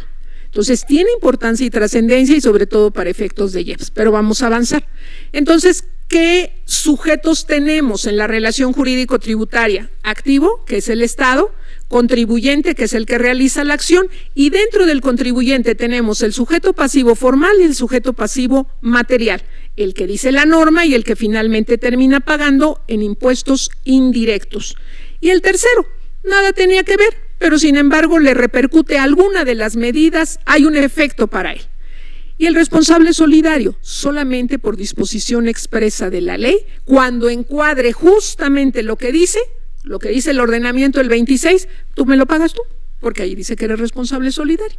Y en el caso de los notarios es importante porque ustedes son recaudadores y dice que si no hacen bien el cálculo y la retención que corresponde, quienes pagan son ustedes. Entonces, de ahí la importancia de esto. Muy bien. Bueno, vamos a seguir avanzando y entonces tenemos que el incumplimiento de las contribuciones, la responsabilidad resarcitoria y la responsabilidad punitiva. Cuando nosotros hablamos de incumplimiento de las obligaciones, volvemos a la relación jurídico-tributaria. Para que a mí me digan que incumplí es porque estoy obligada. Y no lo hice, entré en el supuesto. Cuando entro en el supuesto nace la obligación. Y al no cumplir con lo que se desprende de esta obligación, voy a tener sanciones. Y la obligación ya lo platicamos, que es hacer, no hacer, tolerar o permitir. Y dentro de tolerar o permitir está soportar, asumir que me van a hacer una auditoría y que los voy a tener ahí y tengo que hacerlo de buena cara, porque contribuir no solamente es pagar, es colaborar. Y eso queda más que claro en el caso de o en el supuesto de los notarios, porque, oye, ¿yo por qué voy a hacer el cálculo y cuánto me pagan? No, si es contribuir, es una ayuda. Tampoco crees que me lo estás haciendo de gratis, gracias, pero no es de gratis, es una contribución como todos los demás gobernados. Entonces, pues es importante que tengamos siempre presente que contribuir no solamente es pagar. Muy bien, pues dice que la responsabilidad resarcitoria. Cuando nosotros hablamos de responsabilidad resarcitoria, implícitamente estamos hablando del servidor público. Como ya lo habíamos platicado, el último párrafo del artículo, el último renglón, no es párrafo, el último renglón del artículo 109 de la Constitución establece que hay responsabilidad objetiva por parte del Estado respecto del actuar irregular de sus servidores públicos. Nada más que aquí yo quiero recordarles, ya lo habíamos platicado, que esa responsabilidad dice responsabilidad del Estado. Y cuando nosotros hablamos de Estado no estamos hablando solamente del Poder Ejecutivo, estamos hablando de las tres funciones, ejecutivo, legislativo y judicial. Aunque en donde nosotros hemos avanzado más en nuestro país es precisamente en el Ejecutivo, y es a través de la Ley de Responsabilidad Patrimonial del Estado que se establece el mecanismo a través del cual nosotros podemos solicitar que se nos indemnice por el actuar irregular de la autoridad, donde únicamente lo que yo tengo que acreditar es la vinculación entre el acto de autoridad y el efecto nocivo o la repercusión negativa que he tenido, y a partir de esto señalar cuál es el daño que me ha causado para que se pueda establecer esa indemnización, ese pago. Muy bien. Bueno, pues entonces decimos que cuando hay responsabilidad, pues implica que el actuar de la autoridad no se ajustó conforme a lo que dice la norma, y aquí es muy importante recordar que la autoridad solamente puede hacer lo que la ley le dice y como la ley se lo dice, y que en algunas ocasiones, algunas, no todas, algunas autoridades consideran que cuando es potestativo, pues entonces ellos pueden hacer lo que quieran, si quieren lo hacen y si no, no lo hacen. Grave error. Cuando una facultad es potestativa, es decir, si lo puede hacer o no lo puede hacer, es decir, puede o no otorgarlo, pero en cualquiera de los dos casos tiene que razonar por qué lo da o por qué no lo da. Si la respuesta de la autoridad simple y sencillamente se limita a decir que no o se queda callada, es violatorio, porque el hecho de que sea potestativo no es sinónimo de arbitrariedad. Potestativo implica que necesariamente lo tiene que razonar porque sí o porque no. Es su decisión si te dice sí o te dice no, pero en cualquiera de los dos casos me tiene que decir cuál es el esquema de razonabilidad que aplicó para decirme que sí o para decirme que no. Y nos habla de que hay una responsabilidad punitiva. Cuando hablamos de responsabilidad, es una obligación que yo encuadré, yo asumí y que derivado del no cumplimiento va a tener un efecto. Y que ese efecto puede ser una infracción de carácter administrativo, la cual será sancionada con una multa, o que puede ser inclusive una sanción de carácter penal, es decir, privación de la libertad, dependiendo de los supuestos en los que estemos. A eso se refiere la lámina. Entonces nos dice, bueno, ¿y cuáles son las formas en las que yo me puedo conducir? Porque si hay reglas, pues hay que conocer las reglas. Eso es lo que yo considero fundamental. Si todos tenemos que pagar impuestos, si estamos obligados a ello, pues lo básico es que conozcamos las reglas del juego. El problema es que entramos a esto de la actividad empresarial o de los negocios sin saber las reglas del juego, y después cuando estamos dentro decimos, ay, es que yo no sabía. Pues sí, pero lamentablemente el desconocimiento de la norma no te exime de su cumplimiento, y en materia mercantil la falta de conocimiento o pericia no te exime del cumplimiento. ¿Para qué te metes si no sabes? Entonces hay que pedir asesoría previa, y yo no me refiero a asesoría que paguen, asesoría que se puede dar a través inclusive del propio SADO de la PRODECON. Entonces yo me pongo a hacer una operación porque alguien me dijo que era muy fácil el llevar a cabo esto para pagar menos impuesto, acudo con el notario, formalizo el contrato y después me entero que tengo mayores responsabilidades y gravísimos problemas. Pero eso fue tu decisión. Entonces, lo más importante, no estamos obligados a ser perito en todas las áreas, pero lo que sí es obligación es que en la toma de decisiones tenemos que consultar y saber. Pero si decimos, pues a ver qué pasa, pues el riesgo es ese, el riesgo es muy alto. Entonces, lo que no se vale es que después de este diplomado nos digan, es que yo no sabía. No, sí lo sabías, pero me gusta la adrenalina. Ah, bueno, si te gusta la adrenalina, corre el riesgo, pero no puedes decir es que yo no lo sabía. Muy bien. Bueno, pues entonces tenemos que dentro de las formas de instar a la autoridad, es decir, ¿cómo me puedo dirigir yo a la autoridad? ¿Qué le puedo pedir? Entonces aquí es importante, y solamente puse algunos casos, la figura que ustedes invoquen es lo que ustedes buscan. Si yo pido o invoco una figura y quiero un efecto distinto, pues no lo voy a obtener. Por eso necesito saber las características de cada una de ellas. Y les puse, por ejemplo, la aclaración. La aclaración es una figura que se contempla dentro del Código Fiscal de la Federación, pero solamente aplica en materia de sanciones, es decir, multas, en donde no sé a qué se refiere con esta sanción la autoridad. Bueno, pues entonces consúltale, tiene 6 días para preguntarle, y la autoridad tiene 6 días para contestarte, y no constituye instancia, solamente aclarar. En el caso de la declaración, pues no es otra cosa sino el que yo estoy cumpliendo con mis obligaciones formales. Es decir, lo que me dice la norma, de acuerdo al régimen fiscal en donde yo estoy, doy cumplimiento a partir de mi declaración, es decir, es la manifestación por parte del gobernado del cumplimiento de mis obligaciones en las formalidades que se establece. Y aquí ya habíamos platicado que puede haber cumplimiento de obligaciones formales y materiales. Formales cuando no implica el pago de dinero y materiales cuando implica necesariamente el pago. Yo cuando presento mi declaración de impuestos y sale en cero, estoy dando cumplimiento a mi obligación formal, pero material no, porque no hubo pago. Y viceversa, si yo tengo que pagar, estoy en el cumplimiento de obligaciones formales y materiales. Presenté la declaración y además el pago de X cantidad.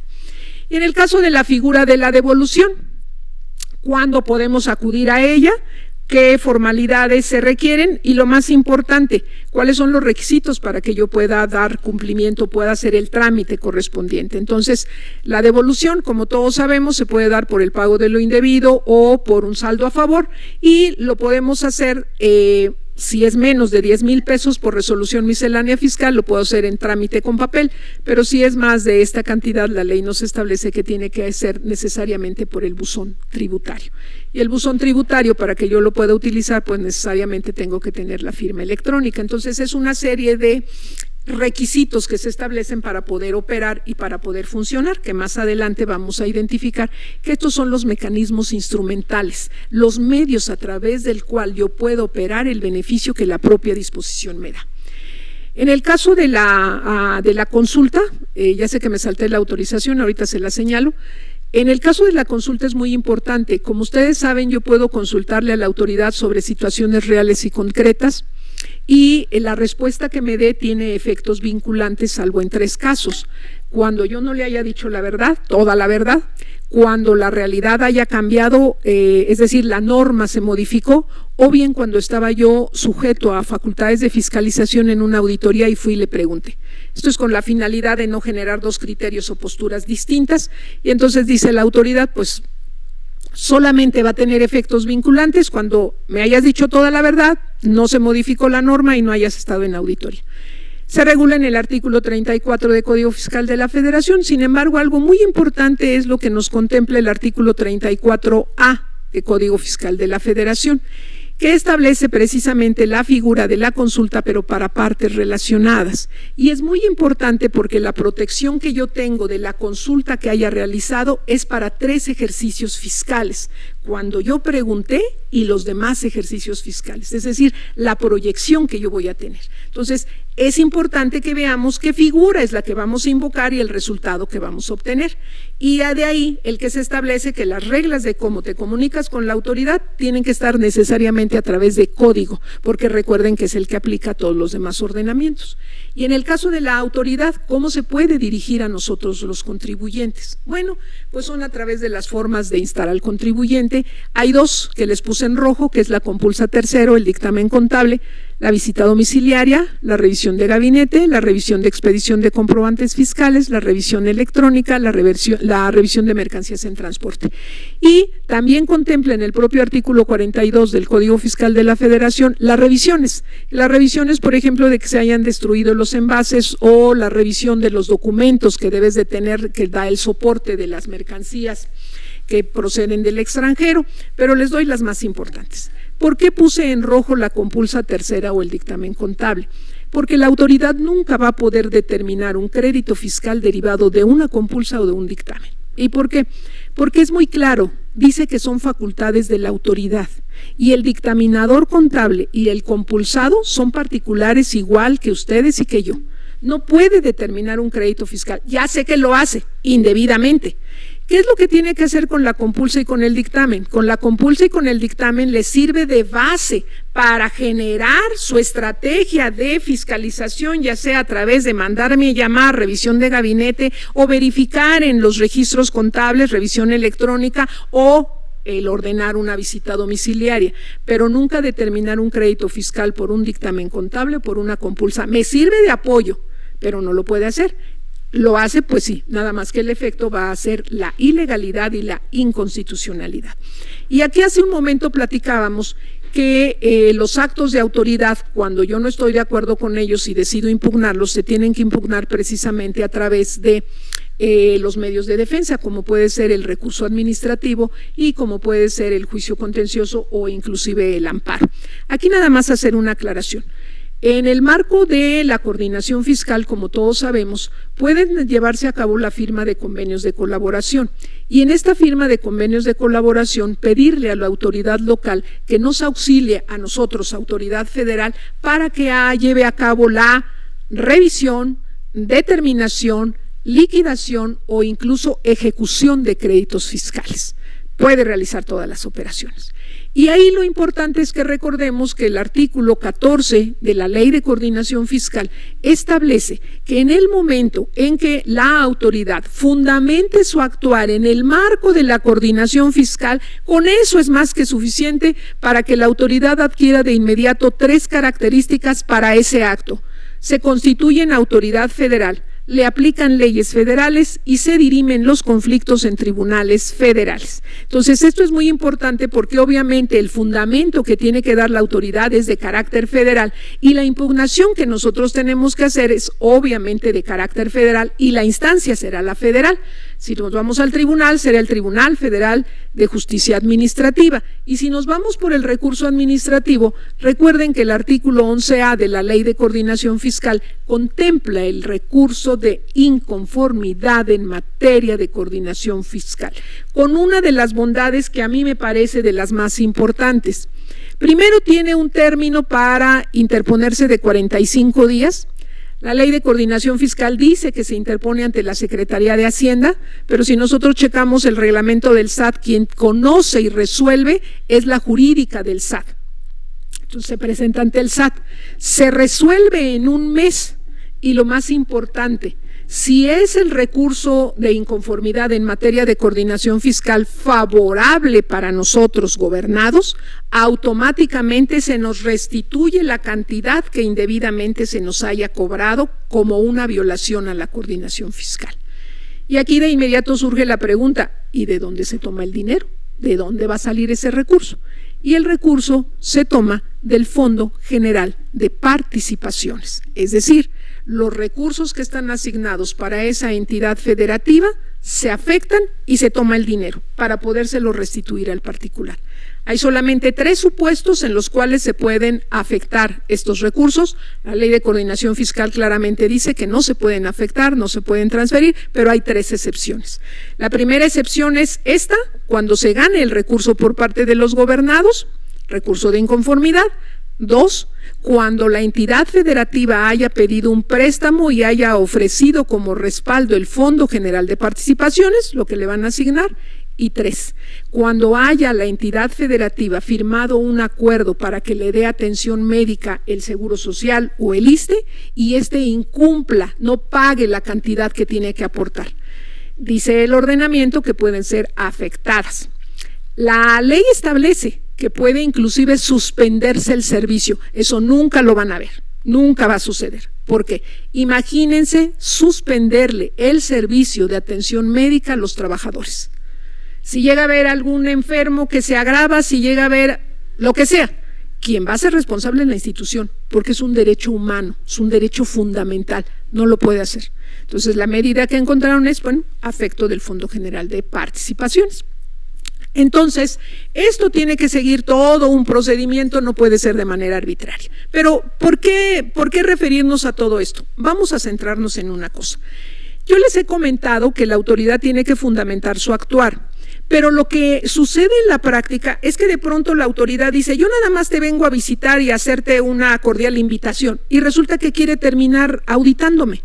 O dice que viene a visitarme y a revisar qué cumplimiento de obligaciones y resulta que me quiere generar una gestión de cobro. Eso no se puede, son caminos distintos. Si tú vas por el camino de una invitación, pues es una invitación. Si tú te vas por el camino de fiscalización, pues hay formalidades y tienes que cumplirlas. Pero si te vas por una gestión de cobro es otro.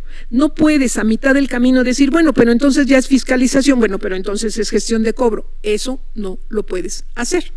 Y un ejemplo clarísimo lo tenemos en el artículo 41 del Código Fiscal de la Federación, donde dice la disposición que en caso de que los gobernados no hayamos cumplido con la presentación de las informativas, que entonces la autoridad podrá hacernos un requerimiento más una multa, no cumplo, otro requerimiento y otra multa, tercero, no cumplo, otro requerimiento y otra multa. Pero que si de plano nosotros no cumplimos, pues entonces la autoridad tiene la facultad para que de las 6 últimas declaraciones que presentamos me determine un crédito fiscal el más alto. Bueno, y es más, no dice determine, dice le impongas, para que le impongas un crédito fiscal. Nada más que ahí hay un problema. A ver, ¿tú a qué vienes? ¿A cobrarme? Pues entonces vete por el carril de cobro. Si tú dices que vienes a fiscalizar, cumple las formalidades, notifícame, dime que vas a revisar, por qué lo vas a revisar, cumple con todas las formalidades. ¿Qué es? ¿Una visita domiciliaria, una revisión de gabinete, una revisión de expedición de comprobantes fiscales? ¿Qué es? Pero no puedes combinarlo, porque entonces estás violentando el derecho del gobernado. Primero, porque no puedes a partir de un acto generar una serie de acciones. Y dos, dejas en estado de indefensión al gobernado. Entonces, dile claramente qué es lo que quieres. Porque, por ejemplo, como ustedes saben, el artículo 91 de la Ley del Impuesto sobre la Renta contempla precisamente lo que es la discrepancia fiscal para personas físicas. La pregunta es, ¿pero es una auditoría? No, porque si fuera una auditoría tendrías que ajustarte a las facultades de fiscalización. ¿Es una diferencia que encontré? Bueno, pues ahí te da el procedimiento, qué es lo que tienes que hacer. Si hay una diferencia, dile que te aclare, y si no te aclara, pues bueno, entonces ya le determinarás el crédito, y cuando haya determinación de crédito, pues entonces ya sabrá él cómo se va a defender. Pero no puedes combinar las acciones. Ese es el problema que se presenta, y ahí es donde radica la importancia de conocer nosotros las reglas del juego. Tenemos ahora una lámina que contempla la visita domiciliaria. La visita domiciliaria es la facultad más amplia, es donde podemos identificar el mayor número de formalidades, y a partir de estas formalidades es como nosotros podemos reflejarlo o podemos identificar la problemática que se da en las demás facultades de fiscalización. Bueno, entonces tenemos ahí de manera general que la visita domiciliaria puede durar 1 año, puede durar 18 meses o puede durar 2 años. Estamos hablando de 1 año cuando estamos en presencia, regla general, de una facultad de fiscalización, 18 meses cuando es el sistema financiero y 2 años cuando estamos en presencia de comercio exterior. Muy bien. ¿Y por qué tiene lo de los 6 meses? Tiene lo de los 6 meses porque recuerden que aun cuando ya haya la notificación de una visita domiciliaria, puede ser que la autoridad me solicite fuera de la visita domiciliaria documentos, y puede en 2 ocasiones hacerlo la autoridad, pero ¿qué efecto va a tener? Que cuando me pida documentación suspende el conteo del tiempo que debe de durar la visita. Entonces puede suspenderse hasta por 6 meses. En las 2 ocasiones. Puede ser que sea 1 ocasión o puede ser que sean 2, pero solamente puede haber una suspensión de 6 meses. Pero hay algo importante que es lo que normalmente está cometiendo un error la autoridad. Primero, en la orden de visita, pues todas las formalidades que se señalan, que debe de cumplir con el 16 constitucional y además con el 38 de Código Fiscal. La notificación que tiene que ser de carácter personal y que tiene que cumplir con las formalidades. Y aquí 2 comentarios, porque no me corresponde a mí hablar de facultades de fiscalización, sino solamente hacer notar que si no se cumplen con las formalidades, el efecto va a ser que el acto es ilegal. Primero, la notificación dice que se puede notificar por correo tradicional.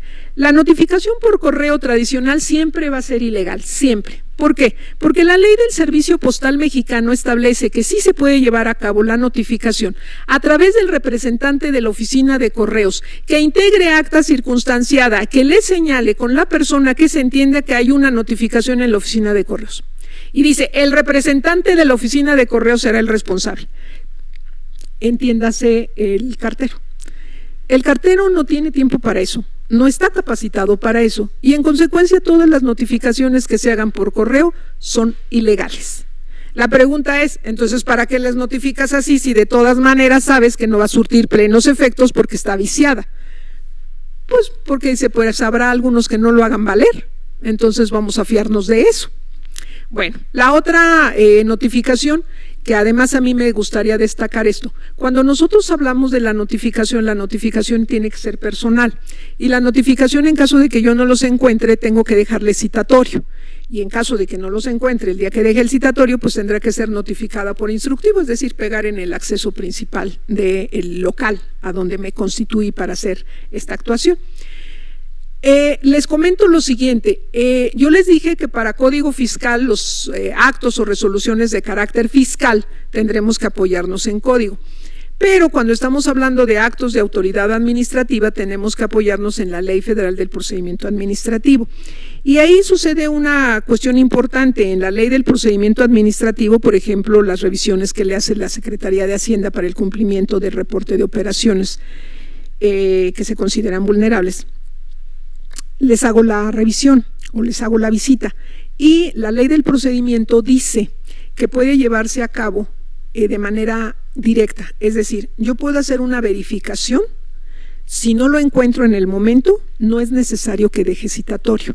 El ordenamiento dice que puedo llevar la actuación en el momento, y así lo dice, es legal, pero eso es inconstitucional. ¿Y por qué es inconstitucional? Porque me dice que los actos de verificación, pero en ninguna parte de la ley me dice qué se entiende por verificación. ¿Cuándo es verificación? Cuando vienes a checar si di cumplimiento al reporte de actividades vulnerables, cuando vienes a checar si tengo los libros registro, ¿cuándo? Cuando tengo una repetidora y vienes a verificar si la antena está correctamente y se está transmitiendo en las cantidades que, ¿cuándo? Entonces, conclusión, si son autoridades, lo mejor es no hagan la notificación de llego, pregunto, no está la persona y digo directamente, la ley me faculta para que lo haga. Tienen que dejar citatorio, porque el argumento va a ser en la impugnación, dice que fue a verificar, ¿qué es verificar? ¿Cuándo se entiende que es verificación? Y no lo dice. En consecuencia, pues dejan en estado de indefensión al gobernado. Eso es importante. Cuando estamos parados en materia administrativa, cuando estamos parados en materia fiscal, me regreso a lo fiscal, que es básicamente para lo que a mí me invitaron. Bueno, pues entonces tenemos que hay la notificación, hay la integro ya formalmente, me identifico y demás con las formalidades que establece.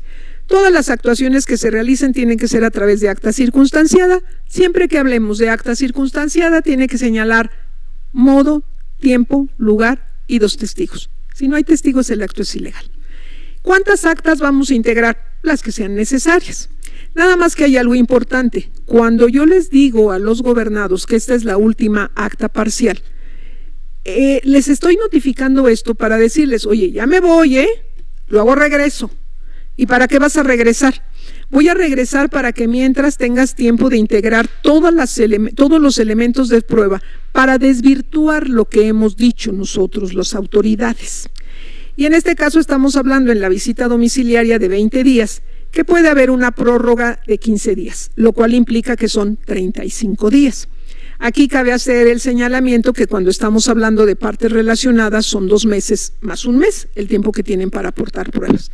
Sin embargo, en la ampliación de los derechos del contribuyente se contempla precisamente en el Código Fiscal el que pueden tener precisamente antes del acta parcial, 10 días antes, dice, de la última acta parcial, de la última, 10 días antes, tiene que mandársele llamar a el gobernado y decirle, oye, hay irregularidades.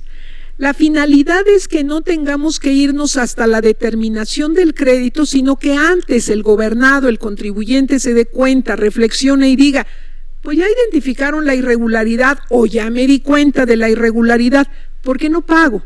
Y ya aquí que se resuelva. Ahorramos dinero para la autoridad, ahorramos recursos en el tribunal, no los saturamos y por otra parte regularizamos nuestra situación como contribuyentes. Sin embargo, el problema es que en la práctica esos 10 días no siempre se cumplen, es decir, tiene que ser 10 días antes y no siempre me mandan llamar y en consecuencia si no me mandan llamar, pues el acto es ilegal porque no cumplieron con la formalidad. Pero no obstante eso, sigue la autoridad, continúa, llega y hace el cierre, cierra la visita domiciliaria y tiene 6 meses para determinar. Y en el lapso de tiempo que tiene 6 meses para determinar, pues resulta que la autoridad dice, sí existe el crédito fiscal. Y aquí hay un aspecto importante que debemos de comentar. Siempre que hablemos de la determinación del crédito fiscal, hay dos momentos. Aunque en la práctica se da en un solo documento, la determinación tiene dos momentos.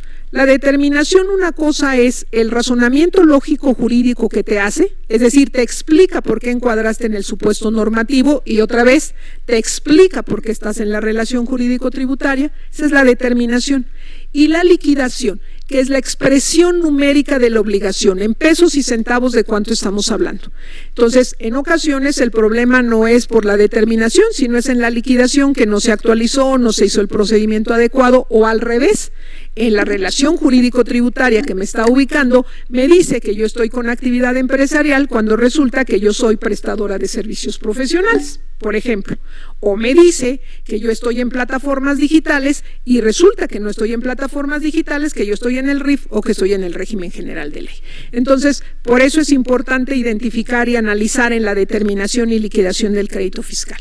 Pero una vez que se lleva a cabo todo esto, a mí me gustaría hacer dos precisiones. Cuando a nosotros no nos han determinado el crédito fiscal, cuando está en la posibilidad de notificarlo, pero no lo hace dentro del tiempo que está establecido y lo hace después, estaremos en presencia de la caducidad. ¿Y por qué lo comento? Porque es muy frecuente que se cometan errores, invocando caducidad cuando era prescripción o viceversa. Cuando hay caducidad es un criterio que a mí me funciona, que si les sirve a ustedes, pues retómenlo. Hay caducidad siempre que está exigiendo algo la autoridad, pero no me lo notificó. Si no notificó y pasó el término que está establecido, hay caducidad. Si me notificó eso que está exigiendo la autoridad, pero no me lo exigió su cumplimiento, entonces estamos en presencia de prescripción. Pero hay un problema. En ocasiones, pues seguramente se presenta algún cliente en donde dice, pues no, a mí nunca me notificaron. ¿Seguro que no te notificaron? Seguro.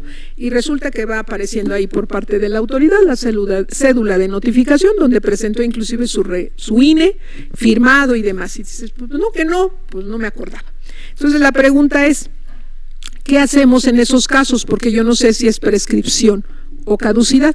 Entonces recuerden que la Ley Federal del Procedimiento Contencioso en su artículo 51 de igual manera nos establece que de oficio el tribunal tendrá que analizar este tipo de aspectos. Entonces cuando no recordamos o no identificamos si es prescripción o caducidad, lo que podemos hacer es únicamente decirle al tribunal que la autoridad ha perdido su derecho, punto. Que por prescripción o por caducidad, eso te toca a ti, tribunal, de oficio lo tienes que resolver. Yo lo que les sugiero es que lo hagan cuando realmente sea un asunto en donde pues no le encuentro, pero si hay elementos, pues determinen lo que es, o caducidad o prescripción. Bueno, pues entonces resulta que la determinación es importante que identifiquen si hay determinante y liquidación. Pero aquí lo importante y lo trascendente de todo esto es que si hay alguna irregularidad que se haya presentado en todo el procedimiento, lo que podemos entonces nosotros alegar es que el acto o las actuaciones son ilegales. Y entonces, ¿qué va a suceder? Que si es ilegal, vamos a obtener, si nos vamos al recurso o nos vamos al juicio contencioso, lo que vamos a obtener es una nulidad para efectos, lo cual quiere decir que va a tener que volver a repetir la autoridad desde donde haya fallado, desde donde haya incumplido con la obligación. Vamos a suponer que me determina un crédito fiscal de 300,000 pesos y que identifico que no cumplió con avisarme que había problemas, que viniera yo a platicar con la autoridad para ver si yo me corregía. Y entonces resulta que nos damos cuenta hasta que está la determinante. Ahí obviamente lo que se tendría que hacer es impugnar el acto de autoridad que cerró una visita domiciliaria violentando mis derechos, que era el que nunca me mandó llamar. Se declara la nulidad y obviamente se va a tener que repetir desde donde se equivocó, que es donde está la figurita rosa, la flechita rosa. Pero entonces fíjense que ahí hay una gran ventaja. La ventaja que tenemos ahí es, ya sé que hubo problemas, ya sé que hay irregularidades, pero en ese momento, como tuvo que regresar la autoridad, puedo pedir el acuerdo conclusivo. Y el acuerdo conclusivo me va a permitir que, si es la primera ocasión, pueda yo pedir, o más bien que se me otorgue la condonación del 100% de la multa. Entonces, estos pequeños detalles que a veces se le olvidan a la autoridad o que a veces nosotros no revisamos si se dio cumplimiento por parte de la autoridad, lo que puede implicar es que se retrotraiga en el tiempo y que pueda beneficiarme en el pago de la multa o el no pago de la multa.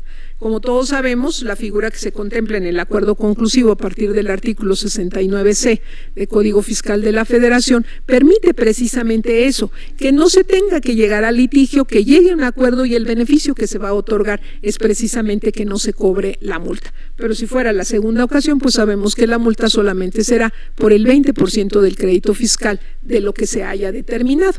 Y que a mí me parece una muy buena opción en torno a seguridad social y a comercio exterior, como ya lo habíamos platicado, pero que además esto encuentra sustento en el artículo 17 constitucional, donde lo que se busca es dirimir los conflictos por medios alternos de solución, que no vayamos necesariamente a saturar a los tribunales y que todo lo manejemos por contienda.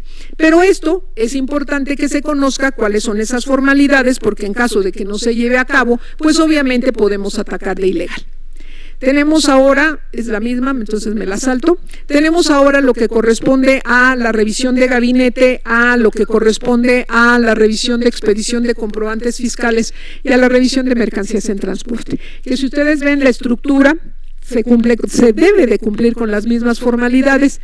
Quizá lo que los tengo que señalar aquí es que en el caso de la revisión de gabinete me manda a llamar la autoridad para que yo presente la documentación que me está solicitando. ¿Y cómo voy a saber si me está practicando una revisión de gabinete? Porque deberá de haber una notificación formal en donde me señale qué necesita, cuándo lo necesita y a dónde lo debo de integrar. Normalmente cuando la autoridad decide irse por la revisión de gabinete ya tiene indicios de cuáles son los problemas que se están presentando. O bien derivan de una compulsa tercero o del dictamen contable, o hay algún dato que me permite identificar cuál es el problema.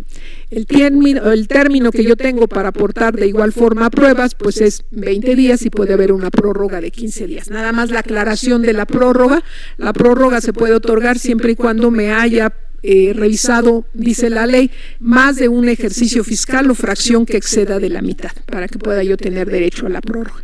Y aquí quizá algo también importante, la prórroga se debe de solicitar antes de que concluyan los 20 días, porque hago la solicitud, pero si el acuerdo resulta posterior, pues obviamente ya no me va a amparar, entonces necesaria o no me va a proteger, necesariamente tendrá que hacer dentro de los 20 días, tomando en consideración el tiempo en que va a contestar la autoridad.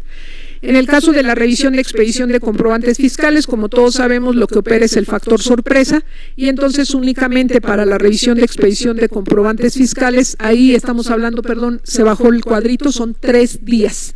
3 días lo que se tiene para poder hacer el aporte.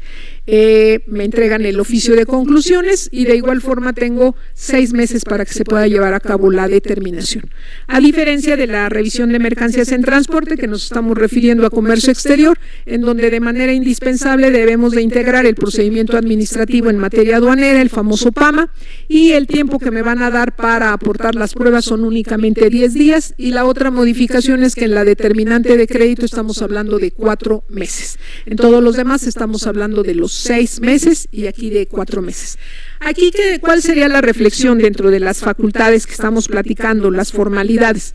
Que si la autoridad no actúa conforme a derecho, la impugnación ya está integrada. Es decir, al no actuar conforme lo que dispone la norma, no solamente estás cometiendo una violación en mi esfera jurídica, sino además puedes encuadrar en responsabilidad e incluso yo puedo solicitar la indemnización por esos daños que se hayan generado. Como todos sabemos, habría que identificar primero si hay algún medio, antes de impugnar, si hay algún medio a través del cual podamos concluir o cubrir el crédito fiscal, o si la decisión de nosotros es impugnarlo, pues bueno, hacer el análisis de cuál sería el medio que nosotros nos corresponde para hacer dicha impugnación. A esto me refiero porque dentro de las formas de extinguir la obligación, pues como todos sabemos son 6. Tenemos la forma de pago, liso y llano, en donde únicamente le digo al fisco cuánto es, te pago y ya, no cuestiono absolutamente nada. el pago en especie, que es el que está permitido únicamente de acuerdo al artículo 7A de la Ley del Servicio de Administración, 7A y 7B de la Ley del Servicio de Administración Tributaria, para lo que corresponde a los artistas. Obviamente ahí implica que seas escultor o que seas pintor y que estés dado de alta como tal, con tu actividad preponderante. Y que en este sentido le tengo que avisar en el mes de diciembre que le voy a pagar en especie y me lo permite. La dación en pago. La dación en pago, que es no tengo dinero, pero sí puedo trabajar para cubrir el crédito fiscal, y el fundamento es el artículo 25 de la Ley de la Tesorería, donde se contempla que se puede hacer. La autoridad tendrá que decidirlo, si determina que sí o que no, pero lo que platicábamos, el hecho de que sea potestativo no implica que sea arbitrario, tienes que decirme por qué sí o por qué no, pero lo más importante, se establece como requisito, participa en una licitación, y si ganas la licitación y vas a realizar la obra, te pago la obra, pero antes te cobro la cantidad que tienes como adeudo, está permitido. Y también es una forma de extinguir la obligación. O bien, si estamos hablando del pago que se hizo por pago diferido o pago en parcialidades. Entonces, habrá las diferentes vías a partir del pago que dé cumplimiento a mi obligación. Pero el pago no solamente es la única forma de extinguir la obligación. También se puede extinguir la obligación a partir de la condonación, y la condonación no me refiero a multas, me estoy refiriendo expresamente a la condonación de créditos fiscales.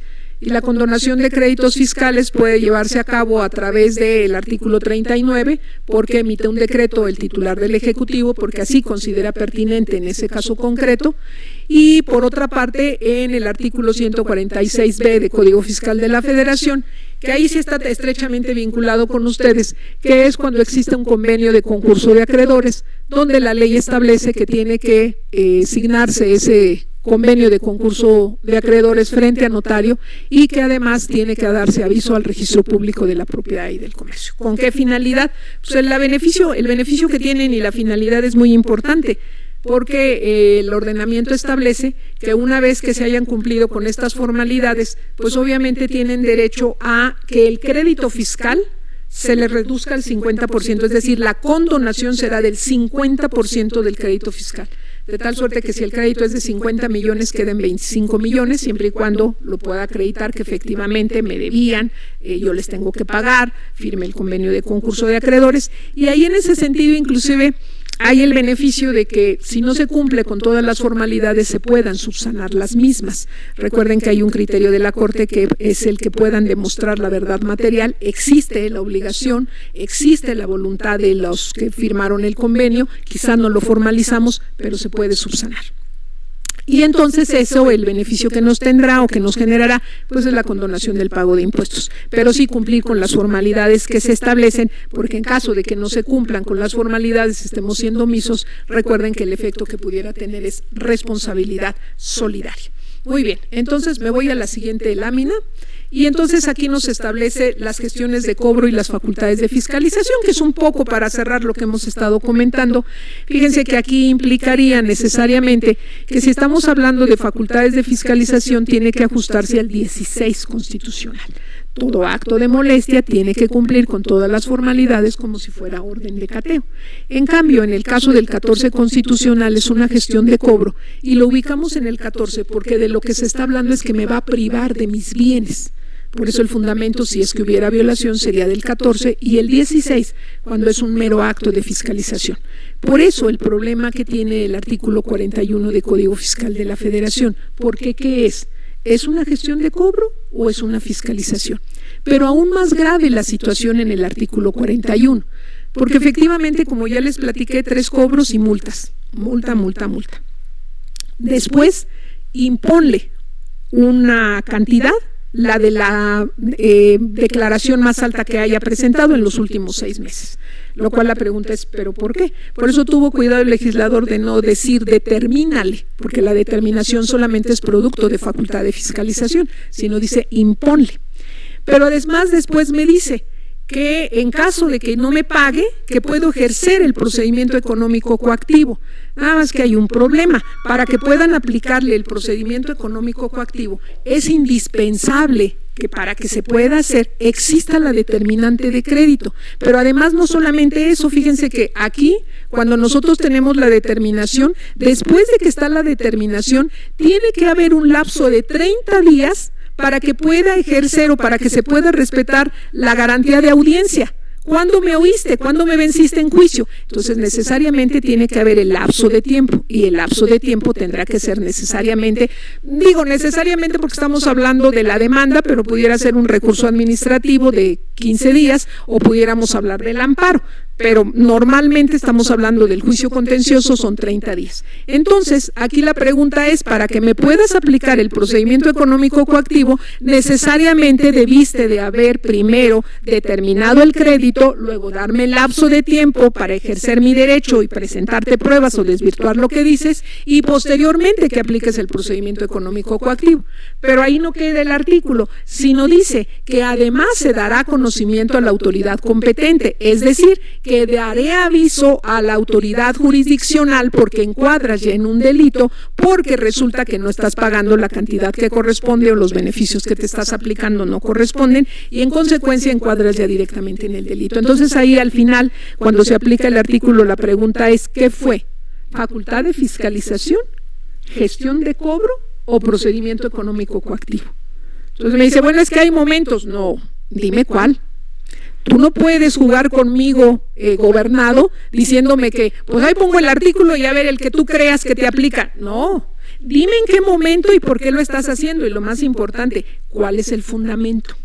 Porque si no, entonces el problema que se presenta es la hora de impugnar de dónde salió la determinante de crédito, y si es que fue determinante de crédito, ¿cuáles fueron las formalidades o de qué facultad se desprendió? No puede ser de manera arbitraria, tienes que justificarlo, tienes que darme el razonamiento.